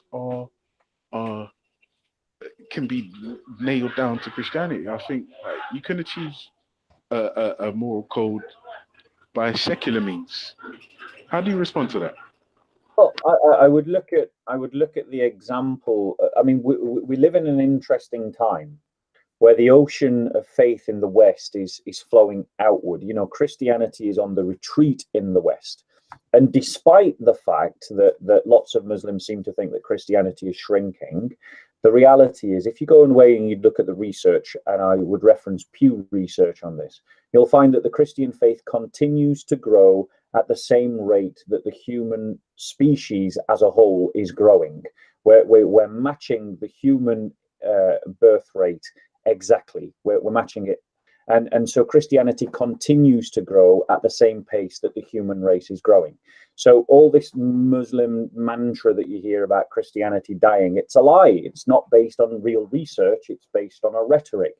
There are places where Christianity is shrinking, but there's other places it's growing. In terms of, but that we live in an interesting time, because in the Western world, there has been a project for the last 300 years to decouple the Western civilization from its Christian base. And what has that resulted in? It has resulted in the most bloodthirsty secular ideologies, fascism, Nazism, and communism, which have resulted in the deaths of over 100 million people. It has resulted in the fact that we now live in a society where nearly every experience, and even human beings themselves, are seen simply as a clog in an economic system, a battery to produce goods for the economy. We live in a society that is carrying out a genocide against young people through abortion. Where sex is treated simply as a transaction. It is something that it is a society that is collapsing. So secular laws and a secular moral system is actually resulting in the very death of Western Europe. I don't think that decoupling the West from Christianity has actually produced the goods. If an ideology results in the death of your civilization, there's something wrong with your ideology and you need a better one. Whereas Christianity cultivated, developed, and strengthened Christian civilization, not just across Europe, but also in Ethiopia, also in Egypt. Go and speak to the real Egyptians, the Coptic Christians. They spoke Coptic before Arabization. The Armenians, Christianity produces life-giving culture that enriches the civilizations that it washes with its truth. We've done an experiment now in Western Europe that we can see the end of the experiment. The end of the experiment is the very death of Western civilization. So I disagree with you because the evidence points that when we abandon Christianity and embrace an atheistic, liberal, secular worldview, what actually results in is the very death of Western civilization. Okay. I won't lie to you. That was a lot. And I'm an old man now, so my memory isn't so great, right? But what exactly is it about Christianity that you feel is so superior to liberal secular morality? Okay. Is there like specific parts, or is it like being anchored in God, or like? And soon, guys, I'm gonna have to go. I have to go in like 7 minutes, 5 minutes, 6 minutes time. So this is probably going to be my real last comment, and then you guys can enjoy your evening without listening to my rambles anymore. The Christian faith calls man to center his life on faith, hope, and love. So that when as we're instructed by the apostles, examine ourselves to see if we remain in the faith, we need to examine what are our motives for doing things. And if our motives are based out of lust or envy or self-righteousness or pride or greed or any of these sort of degenerate desires, then we're failing to be a Christian. But if we're building our lives on faith, hope, and love, and the other virtues like chastity and justice and temperance and wisdom and so on, and humility, if we're building our life on that, a collection of people working to that ethic produce a different kind of culture. They produce a culture that ends up supporting the family, that ends up looking after the weak, that ends up fighting against injustice, which primarily is always economic. So we're finding ways to raise the poorest in society. It's about finding the preservation of life. And these things propel civilization in such a way that it innovates to achieve its goals. And that innovation to achieve its goals is the thing that drives civilization forward. And the Christian faith sets a direction, a telos, an end goal that raises up the spirit of man. Just as Martin Luther King raised up the spirit of America by appealing to his faith, despite the fact of the racism of the post-Enlightenment nation state. No, I do hear that, Bob. Yeah, and I think I know where you're going. But it just raises the next question, and which I believe is the most important. And I've only got 4 How do minutes. we go about proving that Christianity is actually true? Oh, bro, like you got to investigate the resurrection. I mean, obviously, I can't go into. I agree. I agree. You need to go into, and everyone here needs to go away and investigate the resurrection, because a good book would be the Case for Christ. Yeah, the Case for Christ would Bob, be.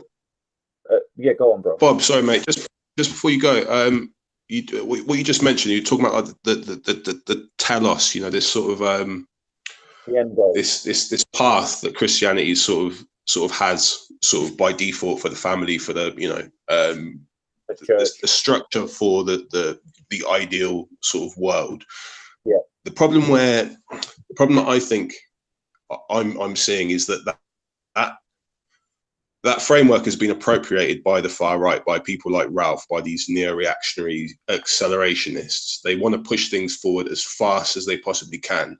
So they're saying, what can we do to speed up this process, whatever it is? And I think that actually, in speeding up the process, you're diverting the path from its natural course. I think things are supposed to take the sort of the amount of time that God has determined for things to sort of pan out. I think the stuff that we've seen in New Zealand, which Ralph was on board with, at least in some part, seemed to have some sort of overlap in the thinking of the shooter there, and yet claims this Christianity. And I think the shooter in New Zealand was sort of on the fence. He said he was a Christian and he wasn't at the same time. I think you did quite a good job tonight of separating your position from Ralph's, and he had to concede quite a lot. But I think it's important to be aware that people will use you and your faith to appeal to come across as more appealing to. I am going on time. I'm definitely going on time. And yeah, you're right, man. Yo, Bob, can I ask you one question before you leave? No, I've got to deal with Dan, guy. I said I was going 15 minutes ago. Because I haven't had the chance to address you. I'm really sorry. What I would suggest is next time, Content Over Everything invites me back, and we'll do it, and you come in. I think we wasted a lot of time with YN, whatever his name was. Anyway, this is a much more fruitful conversation. But in answer to the question, and then I've got to go. I think that the reason why people are able to appropriate Christian identity to serve unchristian politics is because Christians are ignorant of a Christian political narrative. If we were wise and had a way of explaining our faith politically that was authentic to our own identity as Christians, we would prevent the alt-right and ethno-nationalists from hijacking a Christian identity to serve their telos, to serve their ends. And it is a failure of our bishops and our pastors that they have allowed the body of Christ to be so ignorant of their faith that they don't understand how it applies politically. Because when we rise up in ourselves, in our fellowships, and start to express our faith politically, no one will be able to hijack our identity because it will belong to us fully and completely. I'm going to defend Ralph, because what I heard Ralph say, given the fact that I don't know what he might have said to you in other forums and platforms, but what I heard Ralph say tonight doesn't lead me to the conclusion that he's alt-right in the sense that you're understanding it. He's using these post-Enlightenment political descriptive terms to describe something that actually is Christian, but he's doing it terribly because he doesn't need to be appropriating language that isn't originating from a Christian worldview. He's seeking to establish a understanding of the faith that is pre the Enlightenment, and that's why he's saying things like, the neo-reactionary stuff. I don't know what else he might have said. He's also said stuff like about sterilization of sub-Saharan Africans. Well, I would obviously challenge that, and I think what you've got to understand, and this is absolutely my last comment, and then I'm going, is that the Christian faith, in our understanding of truth as Christians, try to imagine a fire in the center of a field. Some people understand faith like it's a fence that goes around a field, and if you're on the wrong side of the fence, then you're outside of the faith. Try to understand the Christian faith like a fire in the center of the field.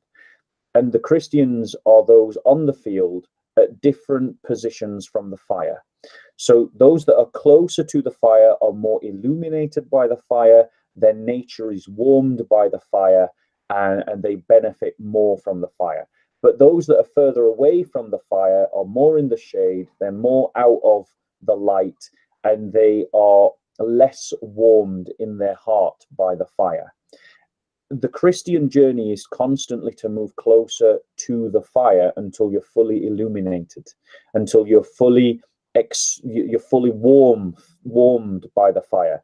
And that means that Christians can sometimes have a mixed worldview of their old selves and their new selves. So if Ralph has come out with horrendous statements like, sterilization of sub-Saharan Africa, he needs to be educated, because that is not in keeping with the faith.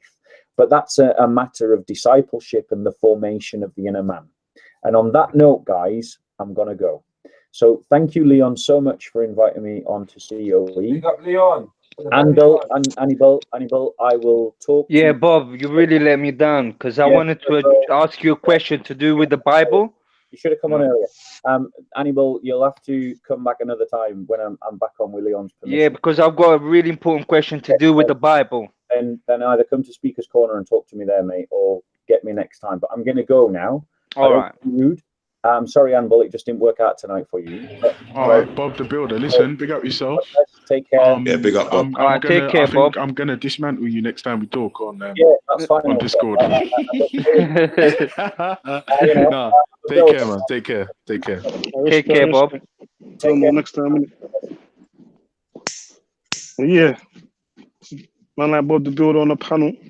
Oh, also as well, big up Leon and COE, because I think sometimes we forget to big up our hosts and the amount of manpower and the amount of hours that Leon actually puts into his platform. So let me just pump my chest for Leon twice. Hold on. Yeah. Leon, big up yourself, brother. Come on. Yeah, big up, Leon. Respect from appreciate the appreciation. You get me? Hey, Leon, just a quick thing. Do you remember that time I saw you in Paddington and you was going to the court case? In Paddington? Yeah. Remember you was going to that court case? And I stopped you. I was like, hey, babe, look, that's Leon at COE. And then that was you, yeah? We're driving Yeah, that was me, man. My thing, I didn't know that's you. Yeah, I know. I'm trying to keep it on the DL because, like... You said your name's something else. Huh? You said your name's something else. You didn't say it's that, though.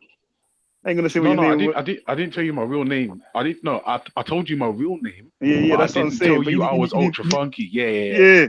That's what I'm thinking. Who you talking about? Mad thing, that was you, yeah? Yeah, that was Mad thing. Yeah, that was me. Yeah, that was I wasn't going to no court case. I was going to link Uncle Omar. Omar. Yeah, Omar. Yeah. That was me, man. Yeah, I don't know where you got that court case story from there still. You made me sound like a criminal still. Yeah, sorry. No, listen, let me just say one other thing as well, yeah? Atheism over everything. Mad thing. In AOE. Come on. Anyway, listen, I'm going to go on mute until someone says something I want to bust up. So, yeah.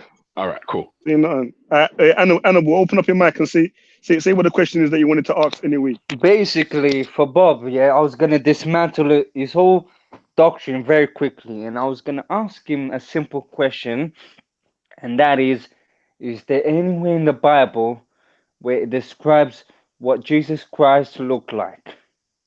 I think that would have made him leave Christianity still. Straight away. And then I would have gone to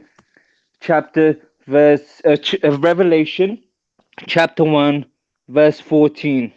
And his head and his hairs were white like wool, as white as snow, and his eyes were as a flame of fire, and his feet like unto fine brass, as if they burned in a furnace, and his voice and the sound of many waters. Now, the reason why I wanted to bring this up, because the Christians never mention this, and they always put out Christ as a white man, when clearly it says there that he's not a white man. So this is why I wanted to bring that up.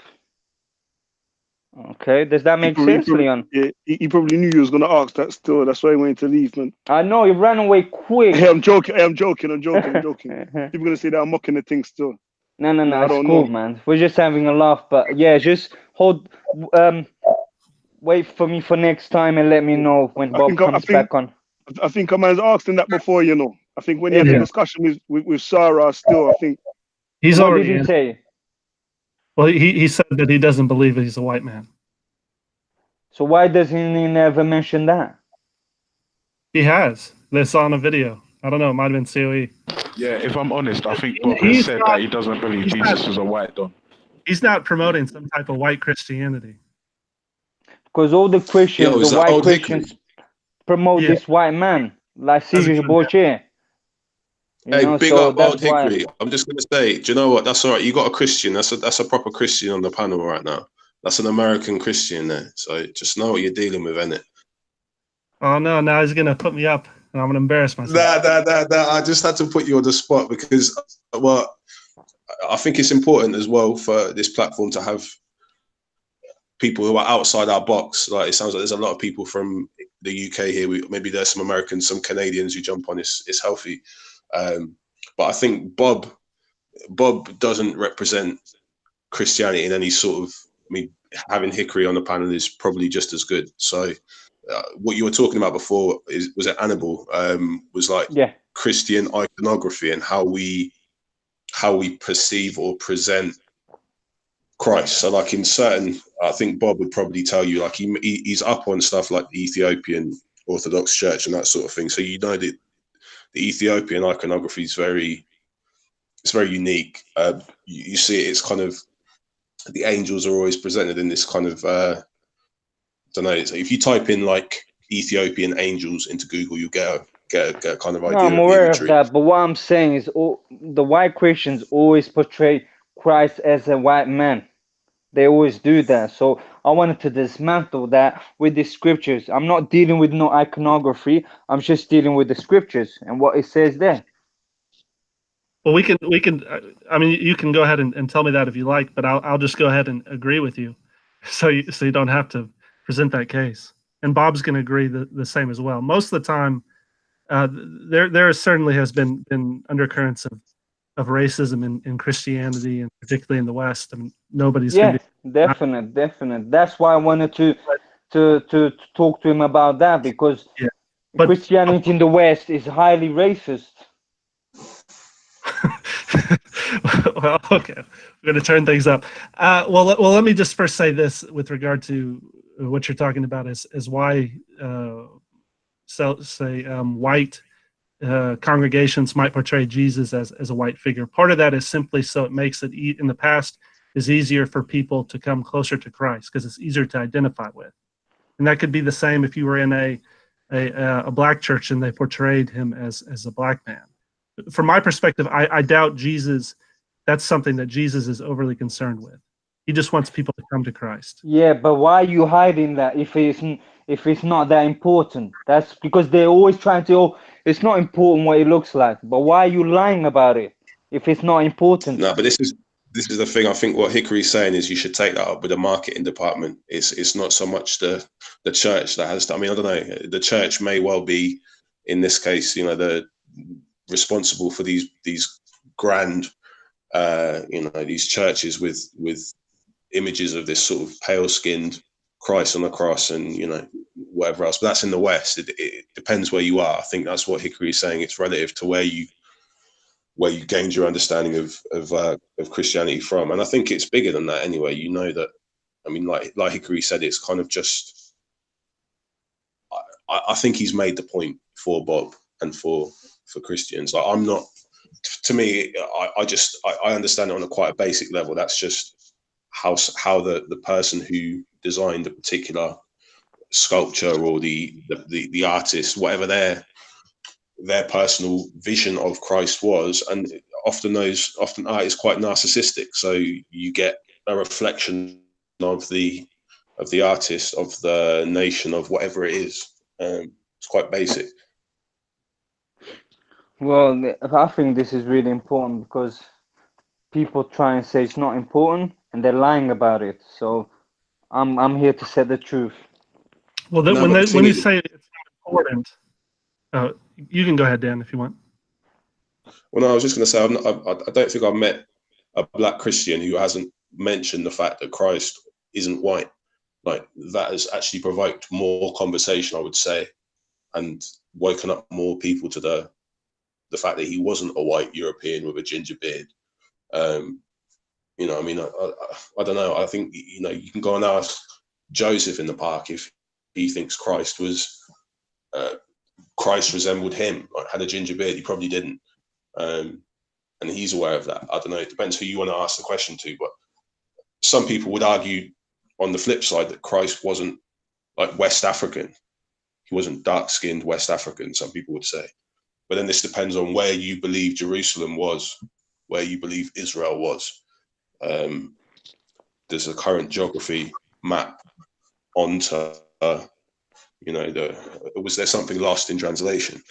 And there's all sorts of interesting questions. I mean, you could ask what color was Christ? I think a more interesting question is like, where is the Ark of the Covenant? Where's proof of the sort of the pre-diluvian world, like, before the deluge? Those sort of things are more interesting. That's how you prove the relevance of Christianity, I'd say. Well, I feel like the Christians of nowadays, they don't really follow the Bible anyway. They don't keep the laws of the Bible. And that was another point I was going to go into. Yeah, I'd agree with that. I said to Bob the Builder, how do we go about proving that Christianity is true? And Bob the Builder's response was, research the resurrection. If I'm honest, I don't feel like that was sufficient. You know why? Because you can have two people on the same crime scene and they can come to different conclusions.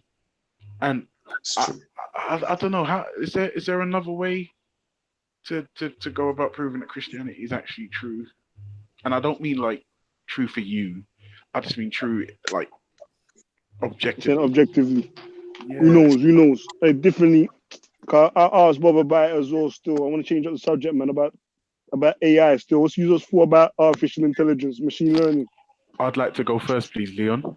And I'll sum up your question like this: if you've seen Terminator 2: Judgment Day, you know how this all ends. And whoever wants to speak now can speak. Peace.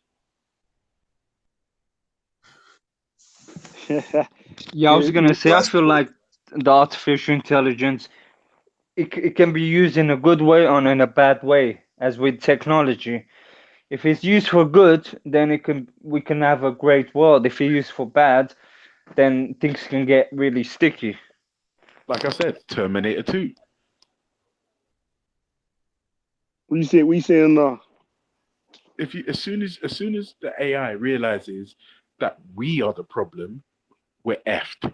I don't know if I can swear on the panel, but as soon as the AI realizes that we are the problem, we are finished. And I cannot stress that enough. What you saying, Leon, is Ralph the architect? Ralph's moving like the architect right now, man. Oh God. He's on his computer science thing.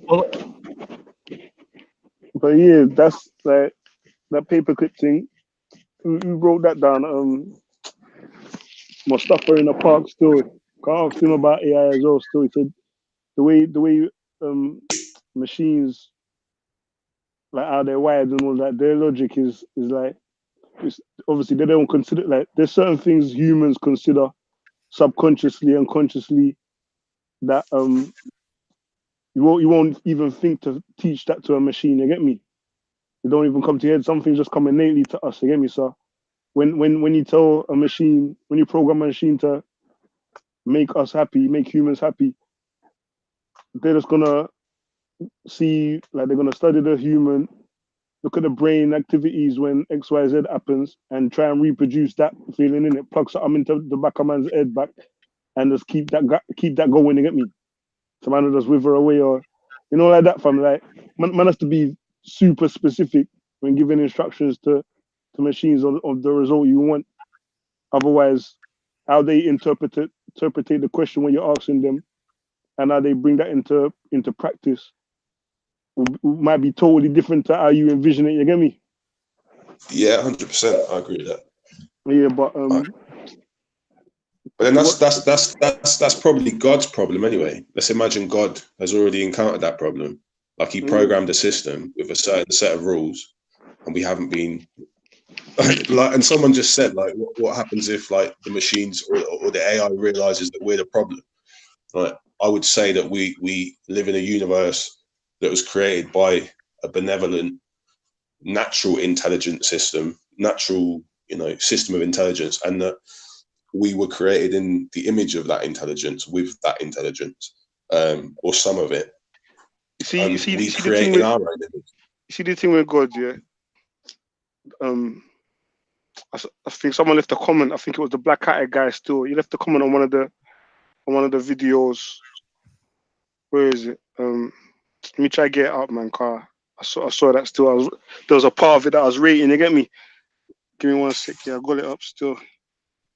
It says the most intriguing people aren't those with great knowledge in addition to certainty in that knowledge, but those with the greatest expansion of the knowledge and the lack of fear to forever travel the depths of those growing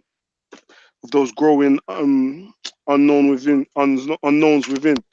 Basically, man, saying, like, you see, when you say God, then it's like the understanding of how things are the way they are, or why things are likely to be the way they're gonna be. All of that, like, is just disregarded. You get me? To me, it's like it's like you're just stopping yourself from learning anything else. You get me? Whereas I might not know everything, but I might know more than a man who says God, because they stopped doing their research. But he'll be certain in his unknowingness. You get me? Like, rah, I know that God's gonna deal with everything. You get me? So I ain't even got to worry about that. So Yeah, I think I understand what you're saying, Leon. Basically, you see, if a man's like convinced, nope, God, then he literally stops thinking. Like, yeah, he's like, what's the nope, point? God's got this. Like, God's got the will, and therefore I don't need to go any further. Whereas most guys without God will just keep looking. If a man says that man don't know, then man don't, like, man that's gonna drive man. It's supposed to drive man to research. You get me? To research, keep looking, To try to find out how and why. You get me? exactly. And in doing so, you're gonna cross a lot of things off the list that a next man who's gonna say God ain't even gonna come up on his radar. You get me? Mm-hmm. But you're gonna have the posturing and the confidence that you know how bare things work. Yeah. So it is Also, still. as well, I was going to say to you as well, goes like the other way. the AI thing is mad, because my wife's got I just got my wife a Huawei phone, and Huawei. like, just her phone has got AI. When it helps you take pictures, right? Now I know that sounds like nothing, but imagine the AI is deciding, like, before you press the button and after you've pressed the button, it's deciding for you to take pictures. Not the What do you picture mean? that you're pressing, it's deciding for you. Now, for me, that's a slippery slope. What do you mean? What do you mean? Like, hold on, one sec.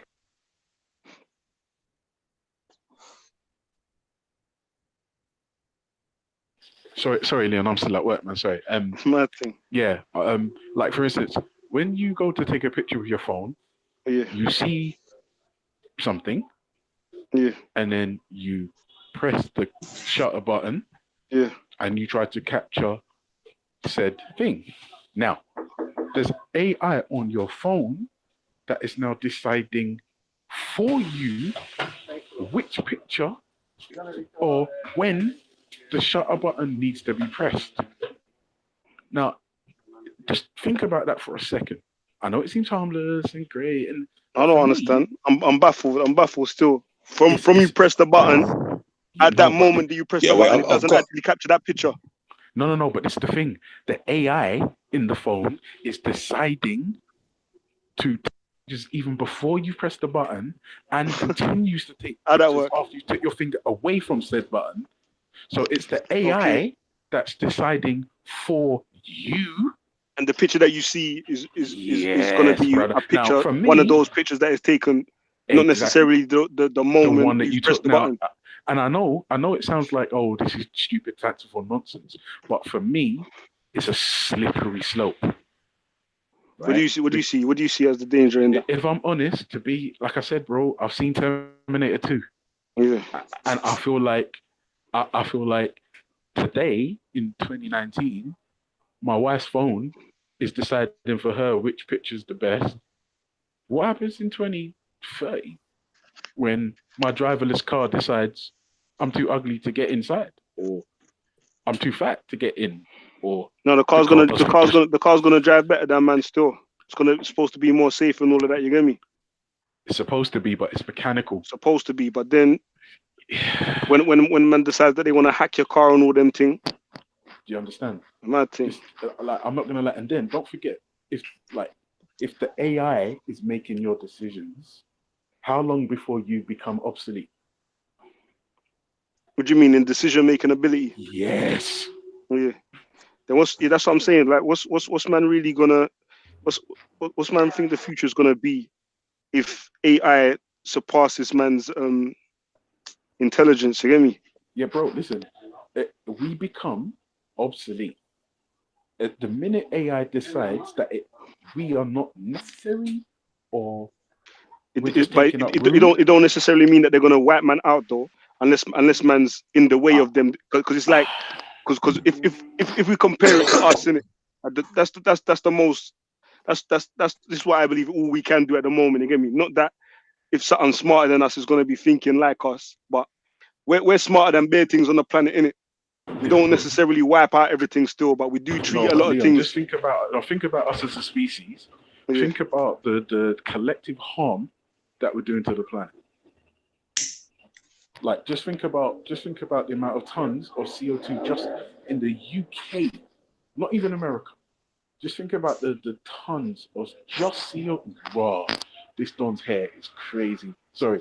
Just think about the amount of tons of CO2 that we put out in the UK. Think about the damage over, let's say 100 years. Oh, Jesus, Leon. Hold on, give me 1 second, bro. I'm still at work. 1 second. Lock the door for me, bro.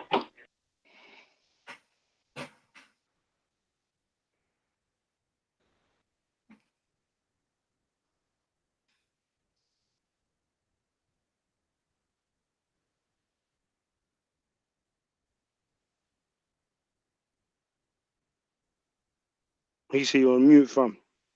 Yeah. Yo. Hey, old Hickory, what are you saying about AI on this Christian thing?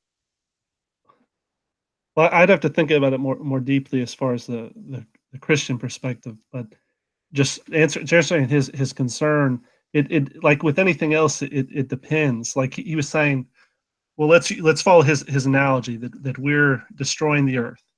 Well, it could be that artificial intelligence is what enables us to do space travel for long distances that allow people to find a new place. So I think it kind of depends. Like his argument is kind of like artificial intelligence is kind of independent and it will decide at some point that we're the problem and take care of us. But it could be that the artificial intelligence simply is an extension of ourselves in a positive way, the same way like a calculator is an extension of for us. So I don't. Yeah, I've heard the argument as well. Still, that's kind of like our phones are an extension of us. You get me? Sure. And so, I think that his concerns are legitimate, and people should, definitely think about these things. Because there's a lot of ethical things, but I also wonder, is part of this not so different than when, say, like back in the early 1900s, when we saw that transition from the horse to the car? Is this people simply afraid of this new thing that's coming along, and maybe their fears are overblown? Because the other thing he was saying is like, I'm afraid that we're going to lose these jobs. But back then in the 1900s, nobody would have imagined we'd be having a conversation over the internet, or there'd be people who do work. Cool. Let's look at the job argument. The jobs that AI is likely to replace. Mm-hmm. I'm already out of the job, Leon. I'm going to post a video in the back chat because I drive buses. Well, I'm training at the moment. Yeah. But that's going to be gone still. Driverless buses. I'm going to put a video in the back chat now. Yeah, hold on. You're done eventually. I see Tesla. They got the trucks finished, bro. and everything. Leon, I'm finished. How am I going to put bread on the table? That's what I'm saying. So, man are saying. So let's look at the jobs that they're gonna create. Then, innit? If these are the jobs, because with the horses, with the innovation of cars and all them thing, there was a lot of jobs created from that. You get me? What jobs are AI gonna create? The only thing that's the first thing that comes to mind is servicing the machines. You get me? And coding and all them thing there. You get me? But other than that, I don't really know. Like it don't all of the everything that a machine can do that humans are currently doing now. If that gets taken over by machines, I don't see what humans are really gonna be doing. You get me? No, Leon, it's fully true. Sorry, I'm trying to look. It's fully true. Just think about your supermarket, Leon, right? Back in the day, you would have had about 400 tills in the supermarket. Now, with the self-service thing, you've got one person manning 10 tills. Yeah? But like 10 years ago, that would have been 10 people in the job. And they've replaced the 10 tills or the 10 staff they would have had with just one member of staff. Do you see what I'm saying? It's slippery slope stuff, man. I'm telling you. I'm telling you. Let me find this video. Hold on. Then they're gonna get machines to deal with the maintenance. Like man, all the jobs, like even the programming, all of them things there from they get self learning, all of them things there. It's gonna replace the people who's gonna like they're gonna what's the word? Like give rebirth to themselves. They're gonna make new versions of themselves. You get me? Because their brain are gonna be better at innovating than ours. You get me? Mm-hmm. So I don't know what I want for humanity after that, fam. That's when I might turn religious still. Yeah, Leon, I was gonna say, I feel like in the next 50 years, we won't even need to work really. So things can get a lot better for us. We won't need to work a 9 to 5 no more because a lot of the jobs will be done by machines. But what do you think we will be doing though? If we ain't got no need to work, We'll what do you be think we will be leisure, we'll doing? be enjoying ourselves, we'll be living a life of leisure, doing things that we want to do, enjoying ourselves, you know? Because So we're what? living in a So time of leisure now. this is that This is what do what they rich call it? people do, you know? Rich people don't work. They travel, they enjoy themselves, they live life.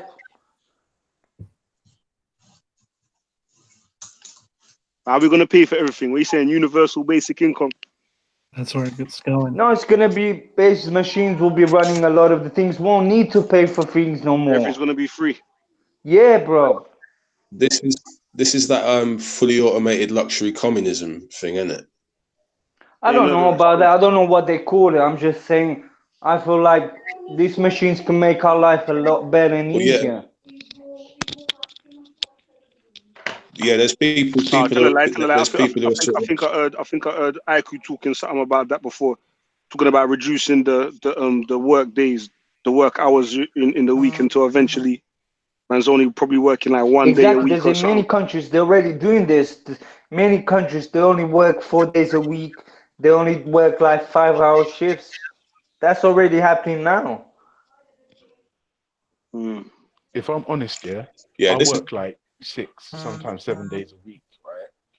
And like, I can't imagine a time except retirement where I'm not doing a minimum of 5 days work. I mean, like, how do we get money if we're not working? Like, what happens to me? What happens to you? How do like in my dirty little subjective opinion, the only people that are going to have jobs probably the longest are mechanics. Like, because somebody's got to maintain the machines until they can fucking maintain them. Sorry, Liam, for swearing. Until they can maintain themselves. And you like to fucking swear if you want to. Oh, seems nice. Oh, snap.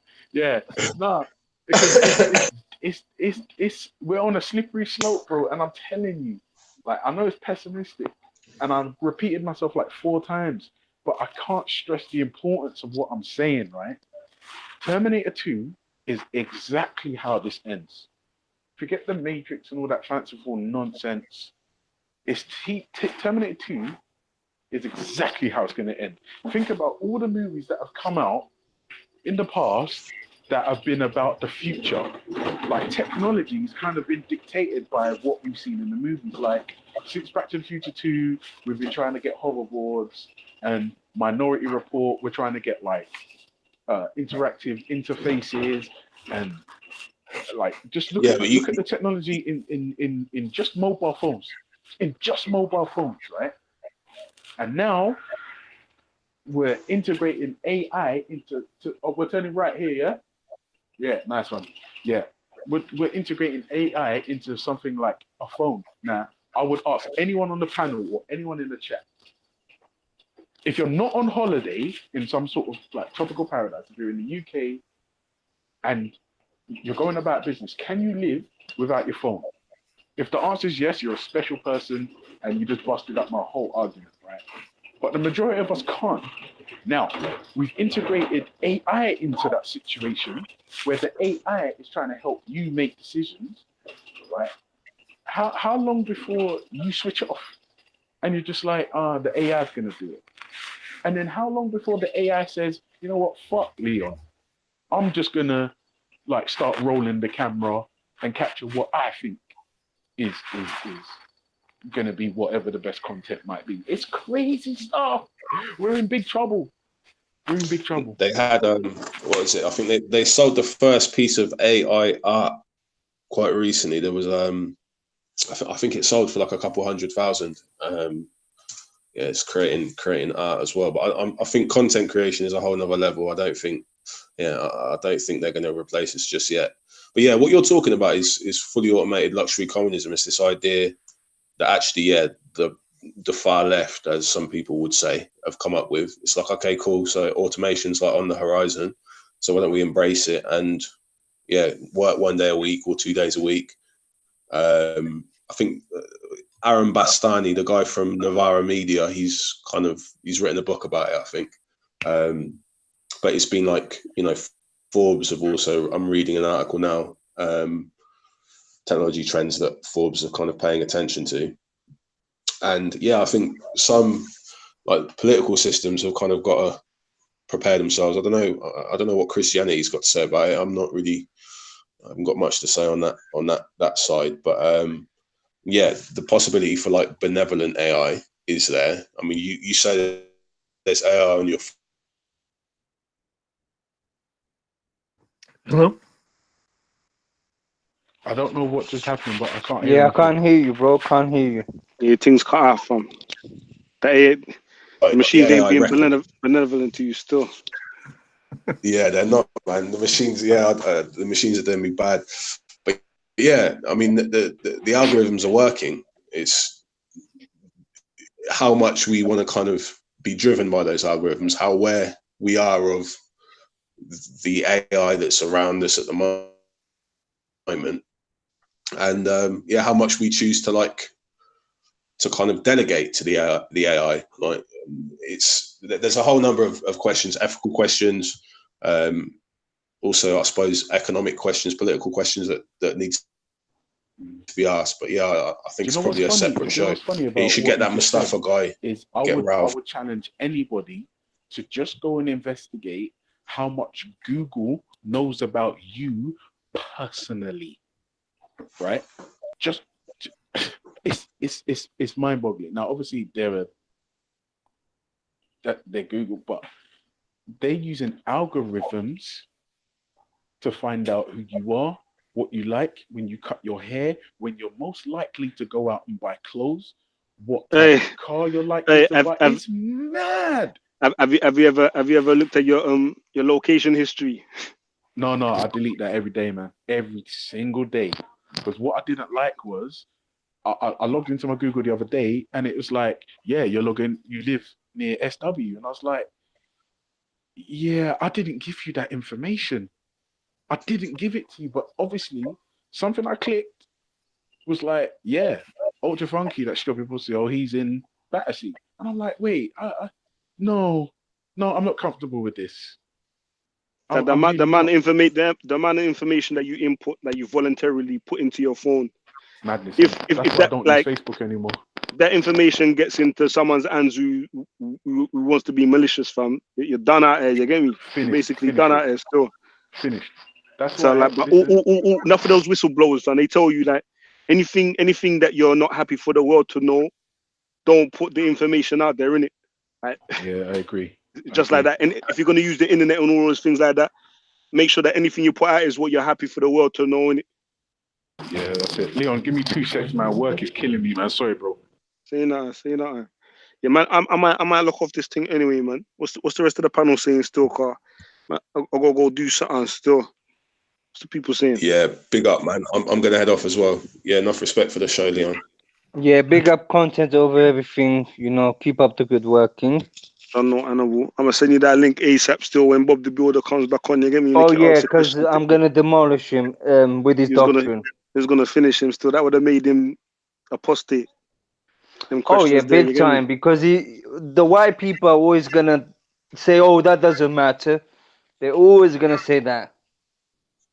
So yeah. Mad thing. Say that, man. Respect for coming on, though.